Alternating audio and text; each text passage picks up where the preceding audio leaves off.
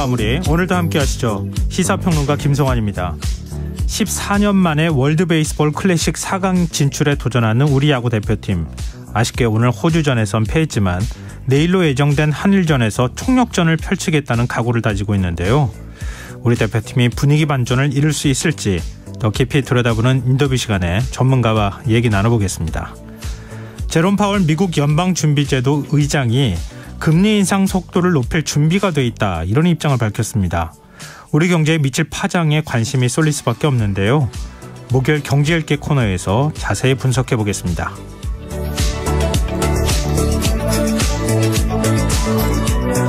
김성환의 시사에는 청취자 여러분들의 관심과 참여 기다립니다. 방송 내용과 관련해 의견 있으신 분들은 문자 보내주십시오. 당첨된 분들께는 모바일 쿠폰 보내드릴 텐데요. 참여하실 번호는 샵9730이고요. 짧은 문자는 50원, 긴 문자는 100원의 이용료가 부과됩니다. 콩 어플리케이션과 KBS 일라디오 유튜브 채널을 통해서도 저희 방송을 실시간으로 시청 또 참여하실 수 있습니다. KBS 일라디오 김성환의 시사야. 그럼 지금 시작하겠습니다.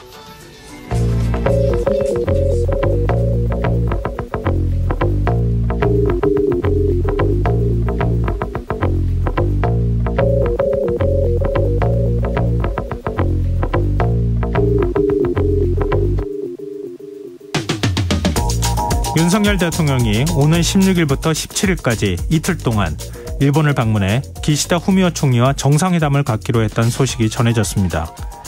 이번 한일 정상회담은 우리 정부가 일제 강제동원 피해배상 해법을 발표한 직후 이뤄진다는 점에서 관심이 쏠릴 수밖에 없는데요.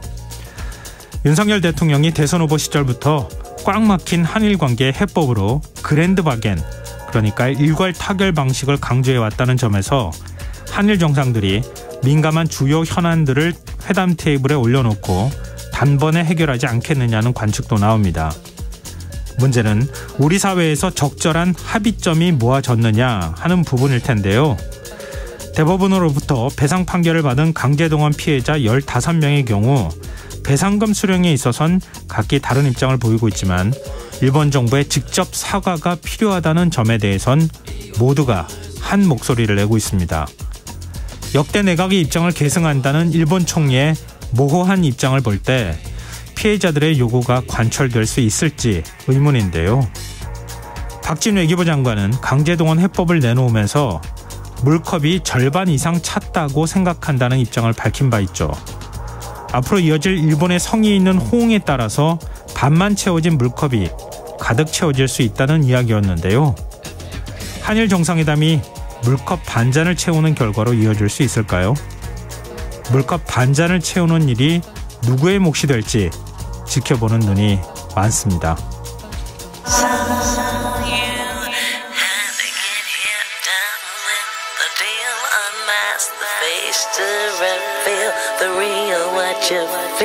You and your everyday situations, all the unnecessary complications. 오늘 밤 당신 안의 꿈틀거리는 지식 충전 본능이 깨어납니다. 여러분의 자유탐구 영역 김성환의 시사야.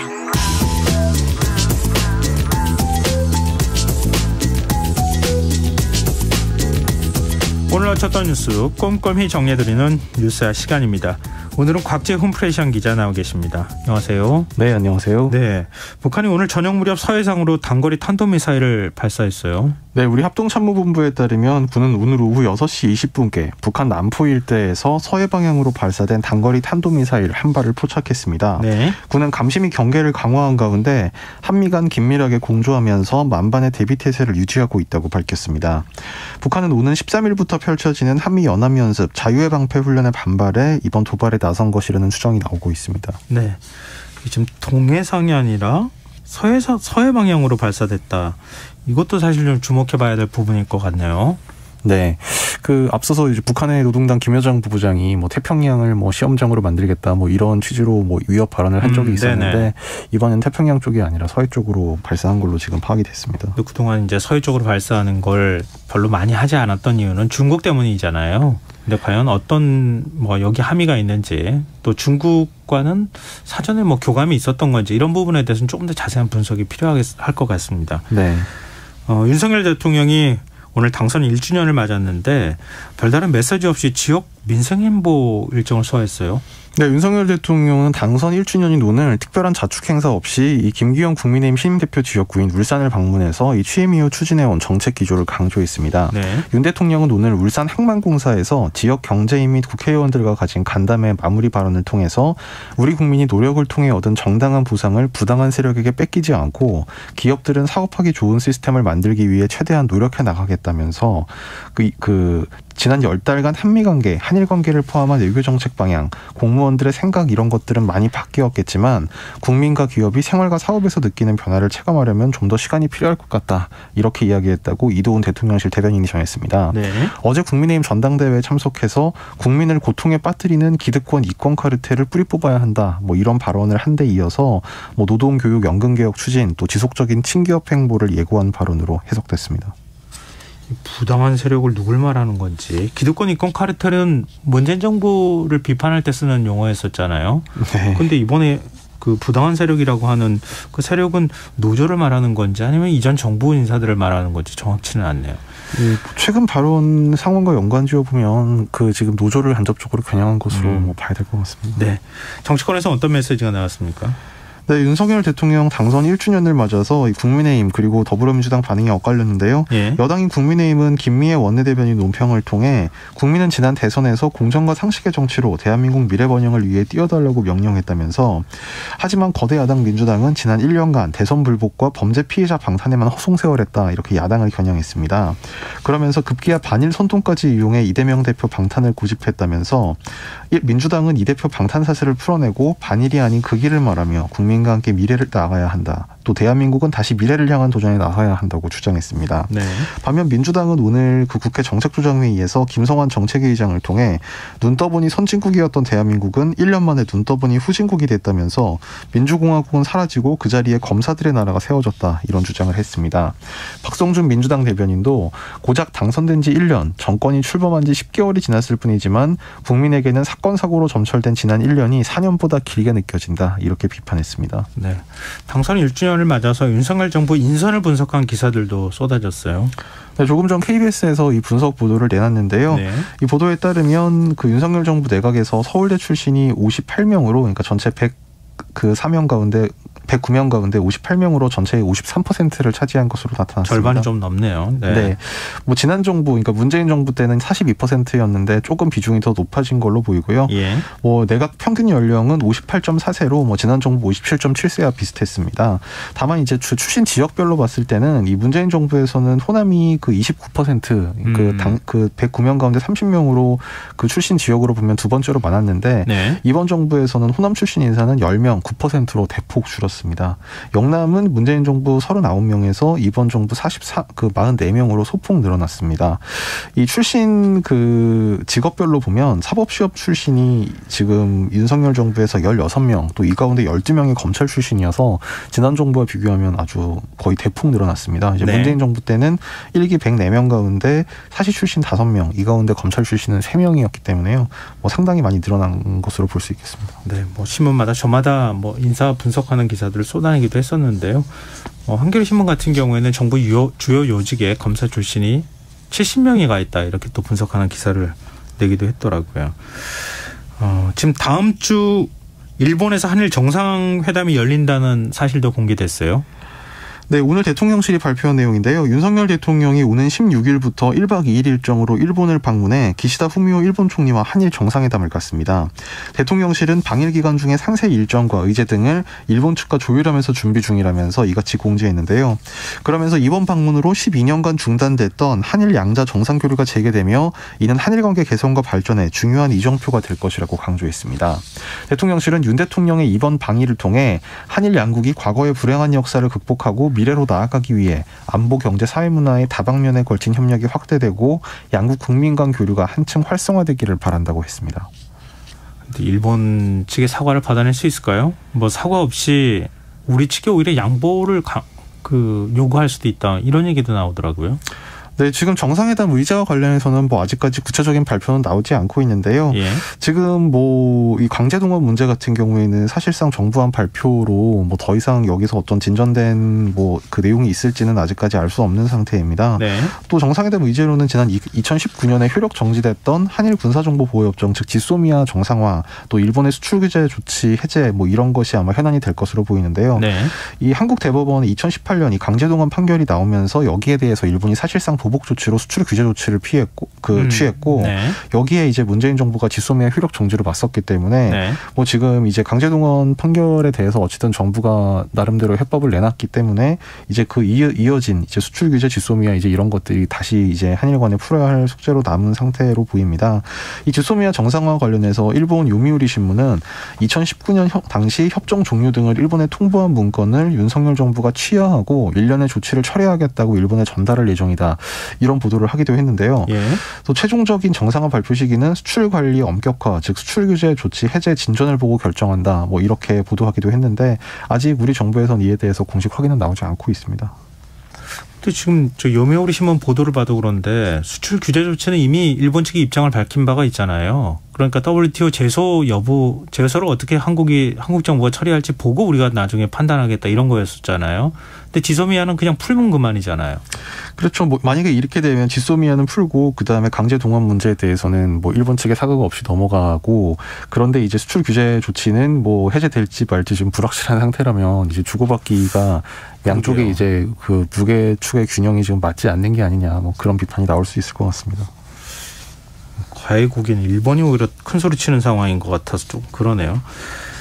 이런 상황에서 WBC, 그러니까 월드 베이스볼 클래식이 지금 개막을 하고 있는데 우길기 문제가 지금 또다시 논란이 되고 있지 않습니까? 네, 지금 한국에서 서경덕 송신여대 교수가 이 우길기 응원 퇴치 캠페인 이런 걸 벌이고 있는데 네. 이에 대해서 일본의 한 스포츠 매체가 이 한국 교수가 우길기 배제 캠페인을 개시하고 있다 이런 취지의 보도를 하면서 이 대회 측에선 규정이 없다, 우길기를 사용한 응원은 대회 측이 금지하고 있지 않아서 문제가 없다 이렇게 보도를 했습니다.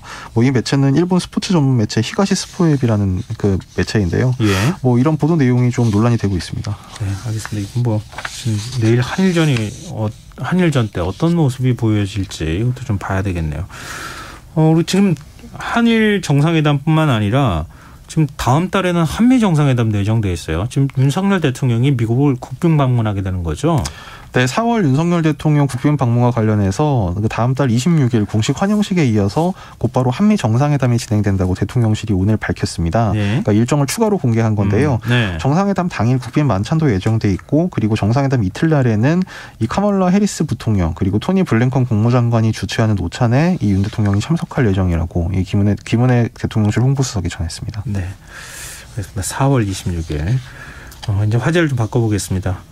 어제 열린 전당대회를 통해서 그 김기현 신임 당대표가 국민의힘 당대표로 선출이 된 거 아닙니까? 네. 현충원 참배로 오늘 공식 일정을 시작했네요. 네, 뭐 첫 공식 일정으로 이 동작구 현충원을 참배했고요. 방명록에 오직 민생, 다 함께 잘 사는 국민의 나라를 만들겠다, 뭐 이런 각오를 담은 글을 남겼습니다. 김기현 신임 당대표가 뭐 연포탕을 끓일 수 있겠느냐, 뭐 이런 게 관심거리 중에 하나였었잖아요. 그러니까 네. 연대 통합, 뭐 포용 이런 이제 이미지를 담고 있는 건데 본인 스스로도 기자회견에서 그렇게 하겠다고 얘기를 했는데 지금 최고위원들은 일제히 이준석 전 대표를 비판하고 있어요. 네, 사실 그리고 김기현 대표 본인도 뭐 연대, 포용, 탕평, 그러니까 이걸 한마디로 하면 통합일 텐데요. 네. 사실 오늘 첫 회의를 주재하면서 했던 발언은 통합보다는 좀 이렇게 뭐랄까요, 이 윤심 당권 주자라는 뭐 그런 말도 있었는데 네. 좀 여전히 윤심 쏠림 현상이 좀 있지 않았나, 뭐 이런 평이 나오고 있습니다. 네. 김 대표가 오늘 최고위원회 모두 발언 첫 마디를 장식한 말은 1년 전 오늘 위대한 우리 국민은 윤석열 대통령을 선택해줬다. 그 뜻깊은 오늘 국민의힘 지도부도 새로운 촛발을 내딛었다. 이렇게 당정 간의 일체화를 강조했고요. 네. 이번 지도부의 임무는 내년 총선 압승과 윤석열 정부 성공이다. 이렇게 얘기하는가 하면 회의 뒤 기자들과 만나서는 이제 어제 윤석열 대통령과 통화를 했다. 이런 언급을 하고 또 축하 난을 들고 온 이진복 정무수석을 접견한 자리에서 예. 그동안 당이 정비가 안 돼서 대통령께서 일하시는데 여러 가지 곤란한 일이 발생했다. 대통령께서 국정현안에 전념할 수 있도록 당 현안을 걱정 안 하도록 최대한 잘 운영하겠다. 뭐 이렇게 얘기를 하기도 했습니다. 네. 그리고 이제 말씀하신 것처럼 새 지도부의 속한 이제 최고위원들도 좀 그 당내 비윤계에 대한 좀 공세를 일제히 펼치기도 했는데 네. 김재원 수석 최고위원은 오늘 라디오 인터뷰에서 친윤 일색이란 비평이 많은데 윤석열 정부 초기이기 때문에 우리 당 구성원들이 정부가 잘 되고 국민들에게 좋은 평가를 받기를 바라는 마음이 간절하기 때문에 윤 대통령과 혼연일체가 돼 국정을 운영할 수 있도록 주도부를 원한 것이다. 이렇게 강조를 했습니다. 네. 그러면서 유승민 전 의원에 대해서 우리 당에 대한 애정 없이 오로지 자신 영향력을 넓히려는 정치활동만 있었다. 또 친 이준석 개미 그 이준석 전 대표에 대해선 선수로 뛰어든 훌리건들 아니겠느냐. 뭐 또 이번 전당대회 과정은 이준석 전 대표를 따르는 몇 명이 보여준 비성장적 행위를 영구히 추방해야 된다는 판단을 한 거 아닌가. 뭐 이런 날선말을 하기도 했습니다. 뭐 이준석 정치에 대한 뭐 청산이다 이런 말도 하기도 했는데요. 또 조수진 최고위원도 오늘 다른 라디오 인터뷰에서 대통령을 그 엄석대에 비유한 것은 일종의 양두구육 시즌2다 이렇게 비난하면서 그 향후 당의 통합을 강조를 하면서도 이준석계 이런 분들을 빼고는 접점을 찾기가 쉽다. 그러니까 통합을 네. 하긴 하는데 그 이준석 전 대표와 그 지지 그룹은 빼겠다. 이런 취지의 말을 하기도 했습니다. 지금 그 김영삼 정부 때까지 있었던 것으로 기억하는데 대통령하고 여당 당대표가 뭐 주례회동하는 얘기까지도 나오더라고요. 이른바 뭐 충성 경쟁하는 거 아니냐 뭐 이런 얘기까지 지금 나오고 있던데 물론 당정이 일체를 지금 강조하고 있는 상황이니까 뭐 좀 지금 이제 선출된 지 며칠 되지 않았으니까 뭐 아직 섣부르게 말하기는 그렇지만 너무 지나치게 대통령 얘기만 하고 있는 거 아니냐 이런 얘기도 좀 있긴 하더라고요. 네, 근데 뭐 일단 당장 다음 월요일 오는 13일에 지금 새 주도부와 그 윤석열 대통령이 용산 대통령실에서 지금 만찬회동이 예정돼 있다고 오늘 발표를 했고 네. 또 이제 말씀하신 대로 정례회동 신설 가능성도 제기가 되고 있는 등 좀 당정 간의 일체와 뭐 이제 그런 것이 좀 강조되고 있는 상태입니다. 이렇게 상하 관계 같은 느낌이 만들어지면 안 될 것 같은데 한번 보죠. 네. 근데 또 하나의 시선이 쏠리는 게 여야 협치가 있을 수 있을까 이거 아니겠습니까? 지금 다수당은 어쨌든 민주당 아니겠어요? 근데 신임 당대표하고 지금 민주당 이재명 대표 간의 회동이나 아니면 어떤 메시지나 이런 것들은 오간 게 없습니까? 뭐 일단 이재명 대표 측에서는 축하 그리고 뭐 같이 민생을 합심해서 잘 해보자 뭐 이런 취지의 얘기를 했는데요. 네. 이재명 대표는 오늘 SNS에 올린 글에서 저와 민주당은 민생 문제 해결을 위해 협력할 것은 확실히 협력하겠다며 민생을 최우선 과제로 삼겠다는 약속을 꼭 지켜주시리라 믿는다 이렇게 덕담을 건넸습니다. 또 잘하기 경쟁으로 위기에 처한 국민의 삶을 구하는 데 머리를 맞대고 민생 경제 위기와 평화 위기를 극복하는 데 함께 힘을 모아달라고 했습니다. 또 그 김 대표와의 협력을 어떻게 할 것이냐 오늘 국회에서 기자들이 만나 이렇게 묻자 네. 정치를 복원해야 한다면서 정쟁이 아니라 민생을 놓고 누가 더 잘하나 경쟁을 하는 합리적 정치가 가능했으면 좋겠다 이렇게 당부하기도 했습니다. 김기현 대표는 오늘 기자들과 만나서 이제 이재명 대표와의 그 만남 가능성을 열어놓고 있다 일정을 조율하겠다 이런 취지로 전했습니다. 네. 지금 여러분께서는 KBS 1라디오 김성환의 시사와 함께하고 계십니다. 계속해서 뉴스와 이어가겠습니다. 민주당이 윤석열 대통령의 부인인 김건희 여사 의혹과 관련해서 특별검사 도입 법안을 발의했어요.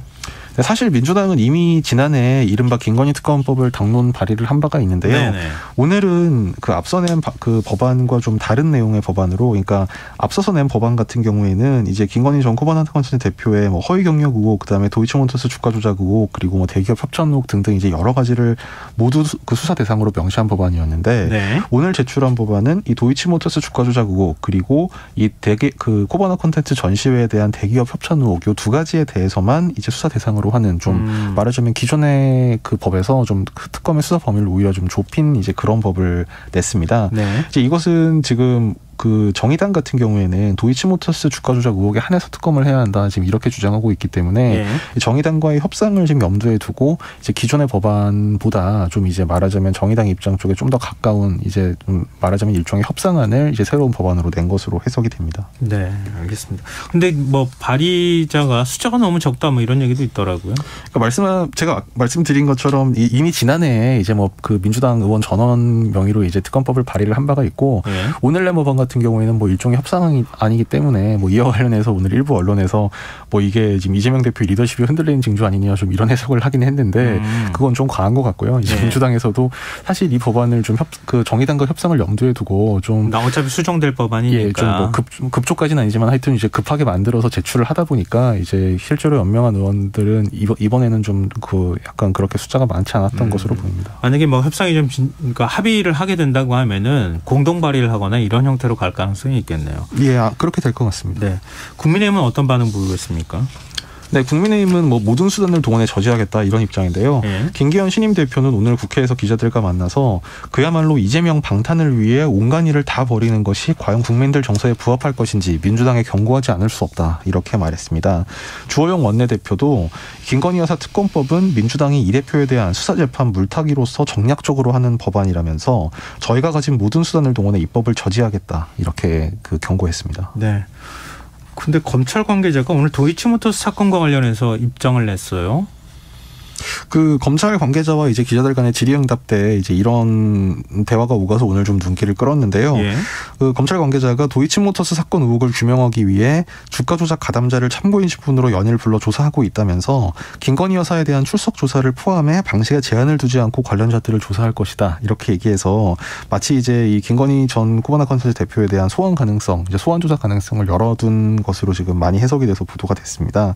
검찰은 이 수사 대상이나 방식에 일체 제한 없이 사안의 실체를 규명하기 위해 수사에 최선을 다할 것이다 이런 입장인데요. 뭐 어떻게 보면 좀 언론적인 얘기인 것 같기도 하지만 김건희 여사에 대한 출석 조사를 포함해 이제라는 표현이 들어가 있어서 좀 눈길을 끌었습니다. 그러니까 그동안에 해도 되는 걸 안 하다가 왜 갑자기 특검법 얘기 나오고 지금 이런 상황에서 굳이 이렇게 조사하겠다는 내용을 얘기한 거 그거 어떻게 봐야 돼요? 조사하겠다라기보다는 할 수 있다 이제 이런 취지의 얘기였던 것 같고요. 실제로 될지는 좀 지켜봐야 될 것 같은데 글쎄 썩 가능성이 높아 보이지는 사실 않습니다. 그래요? 네, 알겠습니다. 오늘 국회 교육위원회에서는 정순신 변호사 아들 학교폭력 사태와 관련해서 긴급 현안 질의가 있었어요.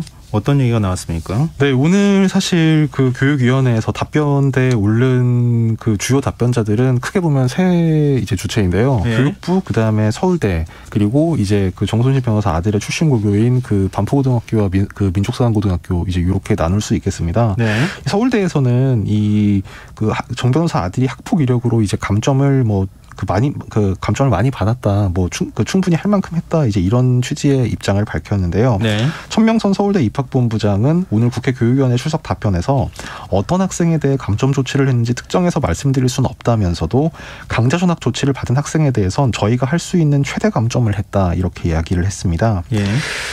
정 변호사 아들 같은 경우에는 지금 2017년 이제 민사구에서 동급생을 상대로 언어폭력을 가해서 강제 전학 처분을 받았고 2019년 2월에 서울 반포고로 이제 전학을 갔는데요. 네. 그럼에도 2020년 정시 모집 전형을 통해 서울대 합격을 함으로써 이제 좀 공분을 산 바가 있습니다.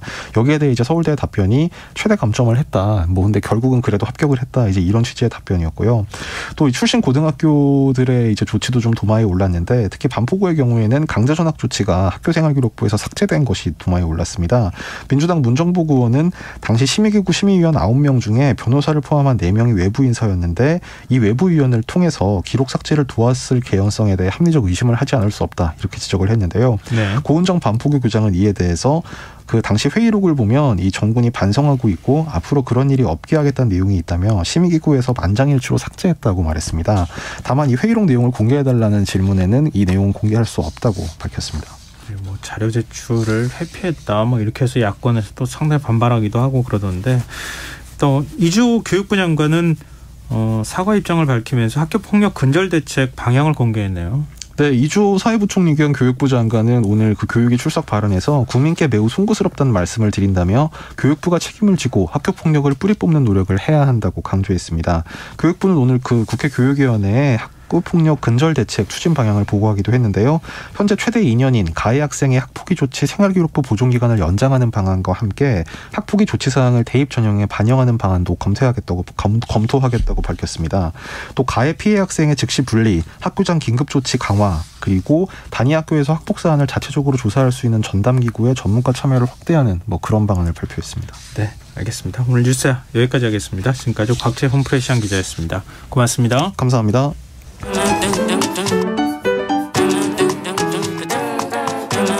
시사 권장량 채워가세요. 골고루 담았습니다. 당신만을 위한 하루 시사 김성환의 시사야. 2023 월드 베이스볼 클래식에 출전한 한국 야구 대표팀, 오늘 호주와의 첫 경기에서 선전했지만 아쉽게 패했습니다. 그리고 내일은 숙명의 라이벌 일본과의 맞대결이 예정돼 있기도 한데요. 내일 열리는 한일전에서는 우리 대표팀이 분위기 반전을 꾀할 수 있을지 윤성민 KBS 해설위원 연결해서 얘기 나눠보겠습니다. 해설위원님 안녕하세요. 네, 안녕하세요. 네, 호주와는 8연승을 했을 정도로 강한 면모를 보였는데 우리 대표팀이 아쉽게도 1점 차로 패했거든요. 일단 네네. 해설위원님께서는 어떻게 보셨습니까, 경기? 일단 오늘 경기를 쭉 지켜봤는데 너무 네. 아쉽더라고요. 예. 예전 생각을 해보면 네. 이제 뭐 김광현 선수라든지 뭐 류현진 선수 참 20대 초반부터 어떻게 보면 약간 능구렁이 같은 정말 베테랑 같은 투구를 했었거든요. 젊었을 때부터. 네. 그 이후에 사실 이 젊은 투수들이 사실 좀 성장이 좀 더딘 것 같은 느낌을 많이 받았어요. 이 국제대회 특성상 사실 뭐 힘으로 승부하는 투수들보다는 좀 영리하게, 코너워크나 좀 구질이나 타이밍 싸움, 네. 여러 가지로 이렇게 좋은 승부를 펼칠 수 있는 방법들이 있는데 조금 아쉬운 부분이, 역전을 한 이후에 투수들이 같은 템포, 그냥 계속 하나 둘에 똑같은 패턴의 투구를 하거든요. 네. 사실 타자를 상대할 때 제일 중요한 부분이라고 생각해요. 뭐 9위, 9 정도 좋지만 네. 사실 투수는 타자의 타이밍을 뺏는 사람이거든요. 네. 예, 근데 오늘 같은 경우는 좀 너무 아쉬웠던 부분이 중간에 나왔던 소영준 선수, 김원중 선수, 네. 뭐 이런 선수들의 약간 저는 9위의 문제는 전혀 없다고 생각해요. 타이밍의 문제가 조금 아쉬워서 사실 뭐 7점이라는 점수를 타선이 뽑아줬을 때는 무조건 이겨야 된다라고 생각을 해요. 예. 8실점을 하면서 아쉽게 졌지만 그런 부분에 있어서 좀 이 젊은 투수들의 누군가가 한 명 좀 나와주면 우리 국가대표 팀이 상당히 큰 도움이 되지 않을까라는 생각을 많이 했었던 좀 아쉬웠던 경기 같습니다. 네, 투수진이 좀 약했다. 뭐 이런 말씀 좀 해주셨는데요. 지금 연이어 3점 홈런을 허용을 했잖아요. 근데 지금 다른 나라 선수들도 실력이 뭐 만만치 않을 텐데 이렇게 홈런을 맞는 거 이거는 상당히 부담되지 않을까요? 뭐 홈런을 물론 이제 맞고 싶어서 맞는 투수들은 없는데 예. 이 야구는 사실 결과론이에요. 뭐 예. 투수가 항상 잘하고 싶고 낮게 던지고 싶고 코너워크 하고 싶고 이거는 이제 선수들이 항상 누군가나 다 가지고 있는 생각들이고요. 예. 그 과정이 되게 중요하거든요. 네. 상황도 중요하고요. 올해 김원준 선수를 예를 들면은 네. 투수 교체를 해서 위기 상황에 올라와서 이렇게 첫 타자를 삼진으로 잘 잡았고, 그 이후에 항상 이제 조심해야 되죠. 왜냐면 투수들이, 그런 투수들을 제가 많이 봤어요. 네. 위기 상황에 올라와서 전력 투구를 하고, 뭐, 아드레날린이 나오고, 그 상황 속에서 결과가 좋았을 때, 보이기에 좀 극도로 되게 업이 된다라고 할까요? 네. 예, 투수들은 항상 이 평정심을 유지해야 된다라고 생각하거든요. 개인적인 생각입니다. 네. 예, 근데 김원중 선수가 삼진 잡은 이후에 표정에서도 그렇고 투구하는 모습들이 몸에 더 힘이 들어가고 자신감이 생기고 그 자신감의 결과가 부위로 윽박 찔리는 것 같은 그런 투구의 모습들? 거기서 사실 조금만 더 신중하게, 조금만 더 조심하게 그런 경험들이 많이 쌓여 있으면 사실 네. 좋은 결과가 이제 나왔을 거라고 생각하는데 네. 너무 자신 있게 공격적으로 들어갔던 부분이 좀 아쉽고요. 네. 지금 첫 경기이기 때문에 선수들이 좀 부담이 컸던 걸까요? 예, 제가 보기에는 선수들이 엄청난 부담을 갖고 있다라고 느꼈어요. 예. 후반에 4회까지 특별한 기회 없이 이렇게 이닝을 끌어가는 타선의 모습을 봤었고, 네. 고영표 선수도 좋은 볼을 가지고 있음에도, 선두 타자를 몸에 맞는 볼이라든지, 뭐, 위기를 좀 자초하는 그런 감독들의 모습을 봤을 때 부담을 많이 느끼고 있는 것 같아요. 이 대한민국의 야구가 네. 2006년도부터 시작해서 2008년 베이징 올림픽, 2009년 WBC 정말 좋은 성적을 그렇죠. 많이 냈었잖아요. 예. 2013년부터 정말 국제대회에서 빈번히 안 좋은 결과가 많이 나왔고 예. 그런 결과들이 선수들한테는 이제는 해야 된다. 앞으로 더 잘해야 된다. 정말로 우리나라 프로야구의 인기도 사실 많이 떨어졌잖아요. 네. 그러한 모든 상황들을 봤을 때 선수들이 너무 잘하고 싶은 마음이 너무 컸었던 것 같아요. 네, 그러다 보니까 부담을 많이 느끼는 것처럼 보이더라고요. 근데 첫 경기인데 투수 교체가 잦았잖아요. 내일 경기에 좀 영향을 미치지 않겠습니까? 네, 어쨌든 야구는 이제 결과론이고요. 예. 어떻게 했었으면 이라는 말은 전 솔직히 별로 좋아하지는 않습니다. 감독님의 생각이 다 있었을 테고, 그림이 다 있었을 테고, 물론 그 선수들 하나하나가 잘 던졌으면, 실점을 안 했더라면 정말 좋은 기용이었던 거고, 그 선수들이 못했었을 때, 이렇게 했었으면, 이거는 이미 지나간 일이기 때문에, 별로 이야기하고 싶진 않고요. 어쨌든 일본전에 김광현 선수가 선발로 내정이 돼 있고, 네. 한국 투수들도 정우영 선수라든지 이의리 선수라든지 몇몇 선수들이 또 대기를 할 건데, 네. 사실 그래요. 저는 이 야구는 공이 둥글고 사실 레벨로 따지자면 한 2레벨 정도 낮은 팀이 위에 있는 팀을 이길 수 있는 게 야구 스포츠라고 생각하거든요. 네. 사실 공이 어디로 갈지 모르잖아요. 그리고 예.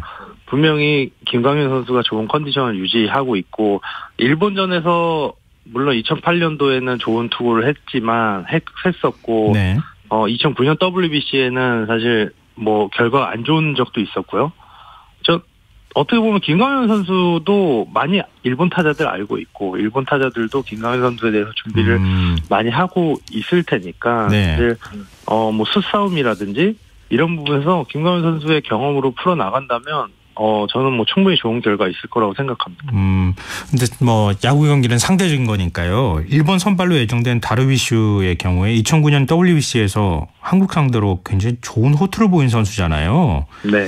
우리 선수들이 공략하기가 쉽지가 않을 것 같은데 네, 어떻게 하면 좋을까요? 공략하기라는 사실 쉽지는 않을 겁니다. 예. 어떻게 보면 다르비슈 선수의 컨디션에 상당히 큰 역할이 될 것 같아요. 예. 사실 다르비슈 선수라고 할지언정 시즌 초에 베스트 컨디션을 만드는 것은 사실 쉽지 않다라고 생각을 합니다. 선수 생활을 하면서도 느꼈었지만 시즌 초보다는 사실 여름에 선수들의 컨디션이 훨씬 더 많이 올라가는 건 사실이거든요. 네. 다르비슈 선수가 연습 경기 하는 것도 봤을 때 평소 자신의 컨디션이 됐다라고는 사실 개인적으로 느끼지 못했거든요. 네. 그런 부분이, 어떻게 내일 투구에 미칠지, 개인적으로 좀 궁금하기도 하고요. 사실 내일 돼봐야지. 네. 같아요. 예. 근데 오타니 선수도 지금 경계 대상 1호 아닙니까? 지금 투타를 경험하는 상황이기 때문에 투수로는 안 나와도 지금 타자를 상대해야 되는 상황이잖아요. 네. 우리 투수들이 어떻게 해야 될 것 같습니까? 오타니 선수도 지금 타격감이 상당히 좋은 걸로 알고 있고요. 네. 그렇지만 또 오타니 선수가 가운데로 들어오는 너무 평범한 구질을 10개 친다 그래서 10개를 다 안타나 홈런으로 만들지는 않습니다. 야구라는 스포츠가 그렇고. 예. 오타니 선수도 반대로 우리나라를 상대할 때 분명히 심리적인 압박감이라든지 부담감이 조금은 있을 거예요. 잘 맞은 타구가 예를 들어서 정면으로 갈 수도 있는 거고 그렇게 되면 아쉬울 거고 예. 그 다음 타석에 또 지장이 생길 거고 뭔가가 하나가 꼬이기 시작하면 좀 깊게 갈 수 있는 게 야구라고 생각하거든요. 네. 그렇기 때문에 물론 오타니 선수 컨디션 좋지만 우리 대한민국 선수단에 희망이 없는 건 아니라고 생각합니다. 네, 해설위원께서도 국가대표 생활 오래 하셨으니까 한일전 많이 뛰어보셨잖아요. 네네. 그 한일전 앞두고 모든 종목 선수들이 부담감이 크다는 얘기를 많이 하던데요. 우리 선수들이 어떻게 대처하면 좋을까요? 이 한일전이라는 자체가 이 국민들의 관심도도 높고요. 좀 선수들 개개인으로도 이 일본만큼 이겨야 된다는 생각이 상당히 강해요. 예. 또 우리나라 선수들의 장점이라고 하면은 사실 끝까지 악착같이 달라붙고 뭐 끝까지 파고들고 뭐 팀워크 뭐 이런 게 장점이라고 생각하거든요. 네. 그래서 이왕이면 호주전을 이기고 좀 마음이 가벼운 상태로 모든 걸 쏟아부었으면 좋겠다라는 생각을 했는데 네. 아마 선수단 분위기가 많이 처져 있을 것 같아요.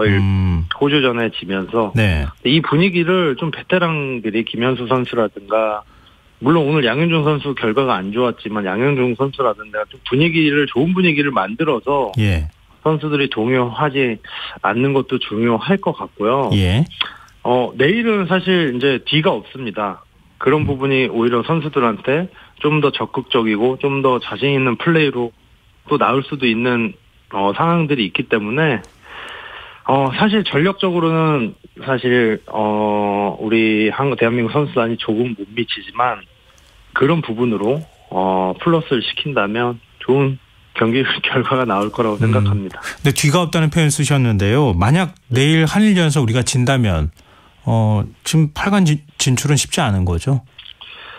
그렇죠. 사실 내일 경기를 지게 된다면 8강 진출은 쉽지 않아 보이더라고요. 좀 상상하기 싫은 시나리오긴 한데요. 네네. 내일 한일전 포함해서 남은 WBC 경기에서 우리가 볼 수 있을 관전 포인트 마지막으로 좀 짚어주셨으면 좋겠습니다. 네, 관전 포인트라고 하면 사실 내일 경기가 제일 중요할 것 같아요. 네, 그렇죠. 내일 경기가 지게 되면 사실 선수들은 본선에 대한 희망을 많이 잃게 될 거고 예. 또 유종임이라는 게 있기 때문에 끝까지 최선을 다할 거지만 상당히 그런 부분들이 피로도라든지 정신적인 스트레스나 이런 부분에 큰 타격이 또 있을 거라고 생각하고요. 네. 일단은 그런 생각들을 좀 뒤로 하고 내일 한 경기만 자꾸 이제 좋은 생각을 해야 될 것 같아요. 선수들이 자꾸 마인드 컨트롤 해야 되고 좋은 이미지를 그리다 보면은 좋은 경기 펼칠 것 같고요. 네. 관전 포인트는 특히 따로 없습니다. 그냥 내일 경기에 최선을 다하는 게 제일 중요할 것 같습니다. 혹시 선수들하고 통화가 되는 선수들이 있습니까? 얘기를 혹시 해주시거나 그런 게 있나요? 네, 사실 통화가 된 선수들은 있지만 네. 선수들 본인이 더 잘 알고 있을 거라고 생각을 하고요. 네. 제가 나서서 통화를 하기보다는 선수들이 개인적으로 생각해서 느끼는 부분들이 좀 더 경험으로 축적이 되고 앞으로 야구 인생에서 충분히 도움이 되기 때문에 굳이 연락은 하지 않았습니다. 네, 알겠습니다. 많은 국민들이 지금 내일 한일전을 응원하고 있는데요. 하여튼 좋은 성과가 있길 기대하겠습니다. 오늘 말씀 고맙습니다. 파이팅 했으면 좋겠습니다. 네, 고맙습니다. 네, 지금까지 윤성빈 KBS 해설위원이었습니다.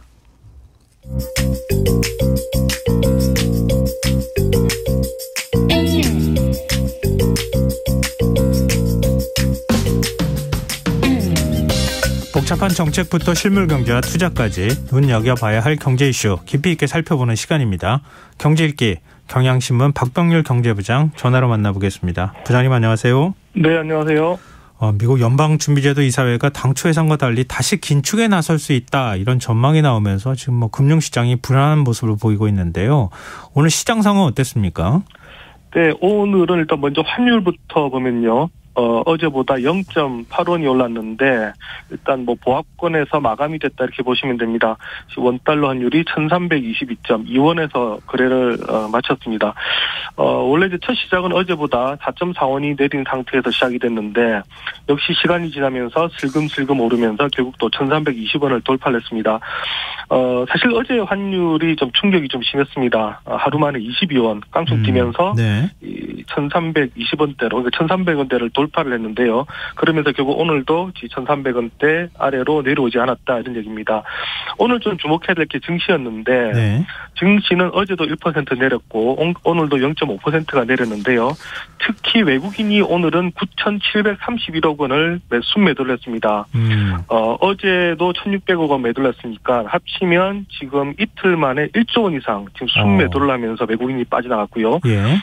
그러다 보니까 오늘 같은 경우에 뭐 LG 에너지 솔루션이라든가 삼성 SDI, LG화학, 삼성전자, SK하이닉스 우리나라 지금 주요 대장주들 상위 10개 중에 9개가 오늘은 빠져나가 버렸습니다. 외국인들의 팔자가 상당히 좀 심해졌습니다. 근데 왜 그런 겁니까? 갑자기 주식을 파는 이유가 있을 거 아니겠어요?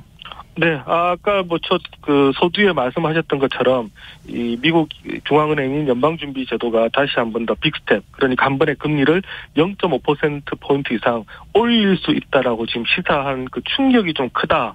이렇게 보시면 됩니다. 네. 원래는 지난해 이제 원체 연준이 금리 인상을 가파르게 했기 때문에 올해 좀 미국의 경기가 둔화되고 물가 상승률도 좀 떨어질 거다 이렇게 예상을 했는데요. 하지만 지금 미국 경기가 너무 좋습니다. 지금 무착륙이다 이런 말이 나올 정도로 강한 모습을 보이고 있는데 그러다 보니까 물가를 확실히 잡기 위해서 금리를 더 올릴 필요성이 커지고 있다 이런 지금 발언들이 나오고 있는데요. 네. 지난 7일에 제롬 파월 연준 의장이 미국의 상원 청문회에 나가가지고 최근 경제 지표가 예상보다 강세를 보이고 있다. 이 말은 최종적인 금리 수준이 이전에 우리가 전망했던 것보다 높을 가능성이 크다는 것을 시사한다. 이제 이런 말을 해버렸습니다. 네. 다른 사람도 아닌 연준의 최고 수장이 금리를 크게 올릴 수 있다 이런 말을 하다 보니까 시장이 완전 화들짝 놀라게 된 거고요. 지금 다음번 이제 연준이 금리 결정을 우리 시간으로 오는 23일에 하는데 네. 지금 딱 2주 후에 합니다. 오늘 이 시간에 좀 되면 저희가 이제 그 결과를 알 수가 있을 텐데요. 지금 현재 미국 연준 금리가 4.5에서 4.75%인데 만약에 0.5% 포인트를 올리게 되면 단번에 5.0에서 5.25%로 올라옵니다. 그러니까 미국 금리가 5%를 돌파한다 이렇게 보시면 됩니다. 시장에 찬물을 확 뿌리지 않으면 안 될 정도로 지금 시장이 뜨겁다는 겁니까? 네, 우리 시장과 다르게 지금 미국 시장이 지금 그만큼 뜨겁다라는 얘기인데요. 예. 미국 연준이 가장 중요하게 보는 그 물가 지표가 그 근원 개인 소비자 지출 가격 지수라고 해서 그 PCE라는 그 지수가 있습니다. 예. 이게 지금 미국에서 보니까 PCE가 1월에 4.7%가 나왔는데요. 12월 4.6%보다 오히려 더 높아졌습니다. 그리고 고용시장도 보니까 이 비농업 일자리 증가폭이 보니까 시장 전망치에 3배나 더 많이 1월에 나왔고요. 또 미국의 지금 실업률 54년 만에 최저 수준입니다. 지금 이 말은 무슨 말이냐면 미국에서 지금 노동 공급이 부족하다라는 뜻이 되고요. 예. 그렇다면 이 빈 일자리에 사람을 채우기가 쉽지 않으니까 결국 또 임금 상승률이 높아질 수가 있고 임금이 높아지면 또 물가가 높아질 수 있다. 지금 이런 뜻인데 그 연준의 그 물가 최종 목표가 2%인데 이거 언제 잡을 수 있느냐. 지금 회의감이 들다 보니까 요거 잡기 위해서는 경기도 좋으니까 이 금리를 더 올려야 되겠다 이런 얘기가 지금 계속 나오는 겁니다. 근데 지금 이제 빅스텝 가능성이 계속 거론되고 있는데 2월 고용지표 발표가 굉장히 주목된다면서요? 네, 이제 고용지표가 이제 내일 조만간 이제 발표가 되는데요. 예. 지금 그 미국에서는 한 3가지 정도가 지금 중요하다 이렇게 보는데, 예. 실업률, 그리고 이제 말씀하신 고용, 그리고 시간당 임금, 이 3가지 지표를 지금 주로 보고 있습니다. 예. 근데 이 3가지 중에서, 기대했던 시장 전망치보다 조금만 상회하는 수준이 나온다면 아마 0.5%포인트 빅스텝으로 지금 바로 갈 거다. 지금 이런 얘기가 나오는데요. 예. 그 다음 주에 지금 물가 지표도 발표가 됩니다. 근데 이제 물가 지표 발표되기 전에 이번 초반부터 이 지표들이 하나씩 이제 공개가 되는데요. 요게 일단 이번 주에 지금 주목을 해야 되는 그런 포인트로 보셔야 될 겁니다. 만약 이 지표에서 생각보다 일자리가 시장 기대보다 많이 나온다. 그러면 아마 그 금리 0.5%포인트 올리는 것으로 간다. 이렇게 보셔도 거의 무방하지 않을까. 지금 미국에서 시장들은 그렇게 보고 있습니다. 그러니까 임금도 오르고 일자리도 뭐 사실 사람 못 구해가지고 날릴 정도라고 하면 그러면 소비도 계속 늘어나고 결국은 물가는 계속 올라갈 수밖에 없는 거니까 그걸 어떻게 해서든 눌러야 되겠다. 이제 이런 기조잖아요. 네. 근데 연준이 이렇게 매파적 성향이 계속 강해지는 겁니까, 앞으로도? 현재로서는 일단 물가를 제일 먼저 우선으로 볼 필요가 있을 것 같은데요. 예. 왜냐하면 지금 얼마 전에도 또 연준이 또 예측에 실패했습니다. 이 파월 의장이 디스인플레이션이 예상된다 또 이런 말을 하지 않았습니까? 예. 그래서 인플레이션이 이제 끝나가는 걸로 생각을 했는데 여전히 물가가 지금 세게 나오다 보니까 이번 코로나19 상황이 시작되고 나서 지금 연준은 중요한 변곡점마다 지금 예측을 다 지금 실패를 하고 있습니다. 초창기에는 이 물가 오래 안 갈 거다, 일시적이다 했는데 물가가 폭등하니까 깜짝 놀라서 그때부터 금리를 껑충껑충 올렸는데요. 네. 이번에도 이제 곧 이제 물가 잡힐 거야 했는데 여전히 안 잡히는 지금 그림이 나오다 보니까 그러면 이번에는 제대로 한번 잡으려 나서는 것 아니냐. 어떻게 보면 연준 입장에서는 그동안 자기들이 실기했던, 그래서 좀 망신을 당했던 그런 부분까지 회복하기 위해서 오히려 더 강하게 나올 수 있다. 지금 시장은 지금 이렇게 좀 전망을 하는데요. 그러다 보니까 지금 시장에서는 원래 지금 연준이 그 금리를 한 5%, 5.1%에서 끝마칠 거다. 금리 상승을 이래봤는데 예. 지금 이미 상단 5.75%까지 높이고 있고요. 심지어 지금 블랙록이라고 세계 최대 그 자산운용사인데 여기서는 아마 연준이 6%까지 올리지 않겠느냐. 지금 이런 전망까지 할 정도로 시장은 상당히 부정적으로 지금 분위기가 변했습니다. 시장의 흐름을 따라가지 않겠다. 오히려 역행해서 시장의 기대를 깨버리겠다. 뭐 이런 것도 지금 느껴지는데 지금 우리 경제에 어떤 영향을 미칠까? 이게 좀 우리 입장에서는 중요하지 않겠습니까? 한국은행이 네. 금리를 한번 동결했어요. 이거 실기한 거 아니냐는 지적도 있더라고요. 네, 이제 상황이 이렇게 되다 보니까 우리가 좀 성급했던 것 아니냐 이런 얘기가 나오는데요. 네. 우리가 지금 주요국 중에 거의 최초로 금리 동결을 얼마 전에 했었죠.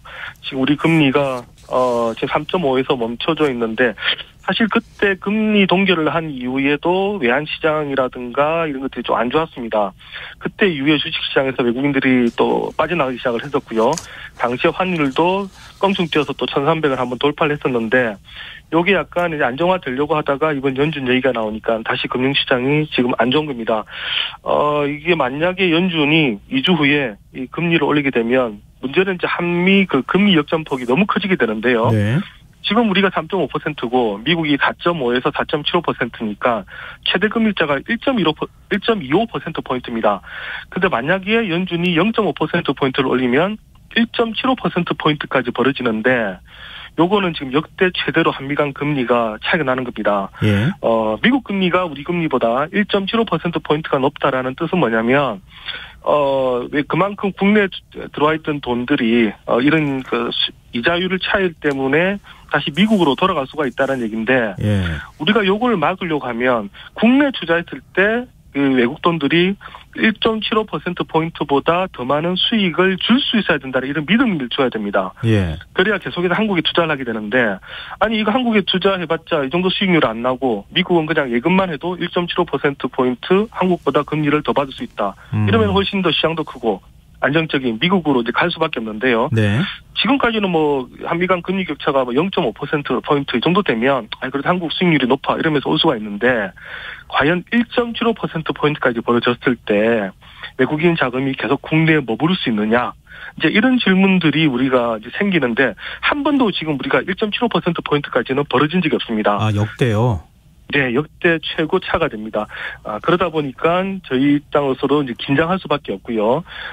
자칫하면 환율이 우리가 생각했던 것보다 더 많이 흔들린다든가 또 증시가 생각보다 더 많이 떨어지는 그런 최악의 시나리오도 우리가 상상을 할 수가 있을 것 같습니다. 그럼 환율이 지난번처럼 한 1,400원대까지 올라갈 수 있습니까? 만약에 지금 일방적으로 외국인 자금이 이제 이탈이 되고 또 국내에서 계속 증시 팔아제끼기 시작하면 예. 뭐 누가 예상을 할 수가 있을까 이렇게 말씀드리고 싶은데요. 특히 우리나라 시장이 지금 외환 시장이 규모는 큽니다만 또 그만큼 개방도 많이 돼 있습니다. 네. 그러다 보니까 상대적으로 지금 그 환율 그리고 증시의 출렁임이 상당히 지금 큰 나라인데요. 예. 만약에 그 큰 폭의 자금이 일시적으로 빠져나간다면 뭐 그런 부정적인 시나리오도 우리가 배제하기는 어렵지 않은가 그런 생각이 좀 듭니다. 그런데 그러면은 돈을 빠져나가는 걸 막기 위해서라도 한국은행은 금리를 인상해야 되는 상황이잖아요. 근데 그렇죠. 인상을 다음번에 지금 해야 되는가 이것도 지금 사실은 고민스러운 부분이고 왜냐하면은 지금 이미 경기 둔화에 들어간 상황이잖아요. 맞습니다. 어떤 결정을 내려야 될지 참 난감한데요. 너무 어려운 결정인데요. 지금 사실 우리 금리도 3.5%인데 이게 지금 낮은 건 아니지 않습니까? 그렇죠. 그러다 보니까 한은이 지금 금리를 올리게 되면 추가적으로 우리 경기가 나빠질 수 있고, 특히 우리나라의 약점, 가계대출이 많다는 부분 때문에 계속 지금 자극을 받게 되는데요. 오늘 한은이 지금 보고서를 하나 냈는데, 요거 보니까 우리가 금리를 올림으로 인해 가지고 지금 경제 지금 충격을 계속 받고 있고, 올해부터는 이제 본격적으로 이런 충격받는 것이 커질 것이다, 이렇게 보고 있는데, 지금까지 한은이 총 지금 3% 금리를 올렸거든요. 요걸로 인해서 올해 성장률이 하락하는 게 1.4% 포인트에 달할 것이다, 오늘 이런 예측을 했습니다. 올해 우리나라 지금 성장률 전망치 예측이 1.6%인데 그런데 지금 금리 인상분 때문에 1.4%포인트가 지금 성장률이 떨어진다라고 얘기를 합니다. 이거 바꿔 말하면 금리만 정상이었다면 우리 성장률이 한 3% 갈 수 있었다는 얘기거든요. 여기에 무려 지금 절반가량을 금리 인상 때문에 갉아먹었고, 그 때문에 지금 우리 성장률이 1.6%까지 떨어진다는 얘기인데, 이런 상황에서 금리를 더 올린다 하느니 그러면 또 성장률에 미치는 충격이 더 크다 보니까 계속해서 하는 입장에서는 고민을 안 할 수가 없을 것 같습니다. 그럼 한국은행이요, 0.25 정도 올릴까요? 아니면 0.5 이렇게 올릴 가능성도 있습니까? 현재로서는 만약에 한다면 0.25가 유력하고요. 0.5로 올린다면 이거 상당한 아마 결심이 필요하지 않을까 싶은데, 하지만 2주 뒤에 일단 연준이 금리를 발표하고 우리 환율이라든가 그리고 이제 증시 상황 이 복합적으로 보고 충격이 너무 크다면 어떤 조치도 아마 한은이 내릴 수 있지 않을까, 이렇게 좀 생각할 수 있을 것 같습니다. 부동산에도 영향이 있겠죠? 네, 그렇죠. 최근에 보면 우리 지금 부동산들이 다시 이제 좀 활기가 좀 뛴다, 떨어지는 낙폭이 조금 줄었다는 얘기가 나오는데, 그 이유 중에 이제 하나가 이제 금리가 최근에 떨어지면서 예금에서 좀 빠져나가고 있다는 얘기들이 있거든요. 하지만 이렇게 다시 금리가 오르게 되면 역시 부동산 자금들이 다시 은행으로 돌아갈 수밖에 없고, 특히 최근에 다시 주담대 금리라든가 대출 금리들이 오르고 있습니다. 이런 부담을 안 받을 수는 없을 겁니다. 알겠습니다. 말씀 듣다 보니까 우리가 추운 겨울을 더 길게 보내야 되는 거 아닌가 하는 걱정이 좀 드네요. 오늘 경제읽기 여기서 마무리하겠습니다. 지금까지 경향신문 박병렬 경제부장이었습니다. 오늘 말씀 고맙습니다. 네, 감사합니다. KBS 라디오 김성환의 시사야 1부 순서는 여기서 마무리하겠습니다. 2부에서는 사건, 사고 뉴스 등을 살펴보는 밤참 뉴스 무엇이든 보러 가세요 순서가 기다리고 있습니다. 전 11시 정각 2부에 다시 오겠습니다.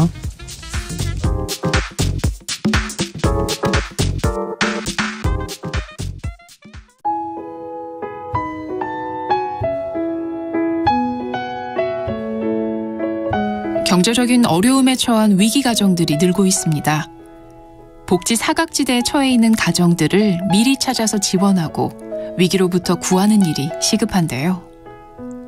KBS 강태원 복지재단은 전국의 복지관과 연대해 복지 사각지대에 있는 위기 가정들을 찾아서 지원하는 운동을 시작합니다. 생활고로 인해 소중한 생명과 가정이 파탄나는 비극이 다시는 일어나지 않도록 이 일에 함께해 주십시오. 지역 복지 전문가로서 누구보다 위기 가정을 잘 찾아낼 수 있는 복지관과 관계자 여러분들의 많은 참여를 기다리고 있습니다. 지금 바로 KBS 강태원 복지재단 홈페이지에서 신청해 주세요. KBS 강태원 복지재단.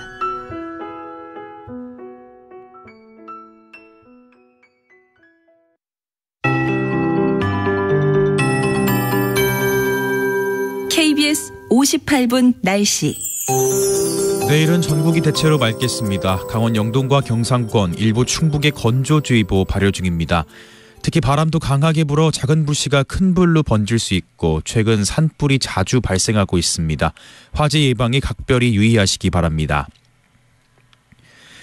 현재 서해안을 중심으로 안개가 짙게 껴 있습니다. 오전까지 수도권과 강원 내륙, 충남 전북 서해안과 전남권에 가시거리 200m 미만의 안개가 끼겠으니 안전운전하시기 바랍니다.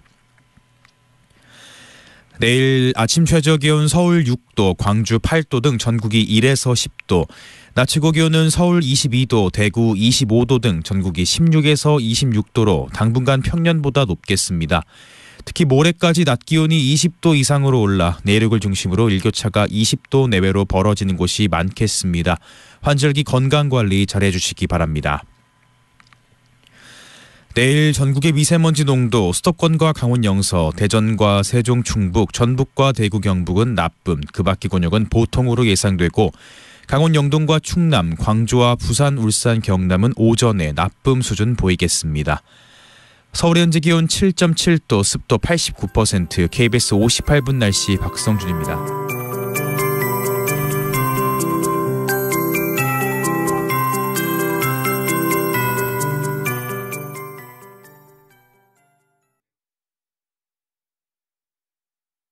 정성을 다하는 국민의 방송 KBS가 11시를 알려드립니다.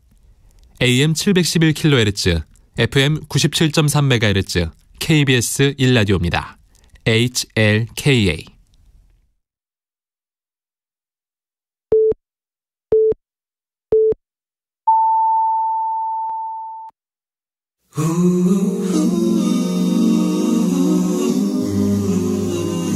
이 밤 그냥 보내긴 아쉬우니까요. 당신의 하루의 끝까지 야무지게 채워드립니다. 당신의 지식충전소 김성환의 시사야.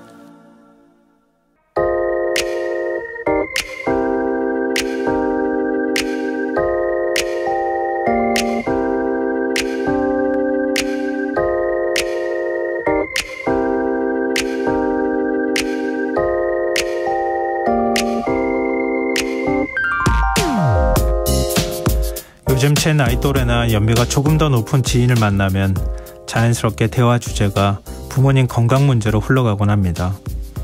치매 증상은 나타났는지, 요양보호 서비스는 받고 있는지, 어떤 요양원에 계시는지, 서로 정보 공유도 하고 서로의 고충에 대해 공감도 하면서 술잔을 기울이다 보면 어느덧 자리를 파할 시간이 되곤 합니다. 마치 치매 환우 모임 같은 자리를 끝내고 집으로 돌아가는 길은 발걸음은 무겁고 마음은 복잡해지기 마련입니다. 연로하신 부모님을 돌보는 것이야 어느 정도 마음의 준비를 하고 있었지만 부모님이 앓고 있는 치매가 20-30년 뒤 나의 일이 될 수 있다는 생각을 하면 혼자 감당이 잘 안 됩니다. 그런데 오늘 한 신문 칼럼을 읽으면서 그동안 치매에 대해 막연한 공포심만 가졌지 구체적으로 고민해보지 않았다는 생각을 하게 됐습니다. 만약 당신이 85세까지 살아있다면 둘 중 하나다. 알츠하이머병에 걸렸거나 아니면 그를 돌보는 사람일 것이다. 리사 제노바란 신경과학자가 한 말이라고 하는데요. 이 말처럼 2050년 전 세계 치매 인구는 1억 명이 넘어설 거라고 합니다. 치매를 감기처럼 일상적인 질환으로 받아들이라는 학계의 충고가 나올 정도입니다. 이 때문에 선진국들은 요즘 의료, 돌봄 같은 하드웨어 차원을 넘어 전 국민 교육에 공을 들이고 있다고 하는데요. 일본은 초중등 학생들에게 정기적으로 치매 교육을 하고 있고 이스라엘은 노화를 다루는 체험형 전시를 어린이 박물관에서 하고 있다고 합니다. 또 치매 환자들도 주위에 자신의 치매에 걸렸다는 사실을 적극적으로 알리는 치매 커밍아웃을 할 뿐 아니라 자립할 수 있는 준비를 차근차근 한다고 합니다. 절반의 확률, 우리는 잘 피해갈 수 있을까? 끝으로 이 화두를 던진 칼럼은 글을 이렇게 맺고 있었습니다. 우리 모두의 안녕한 노년을 위해 인식을 바꾸고 목소리를 내고 제도를 만드는 일, 우리 세대가 해내야 할 중요한 과제다. 지금까지 오늘의 발견이었습니다.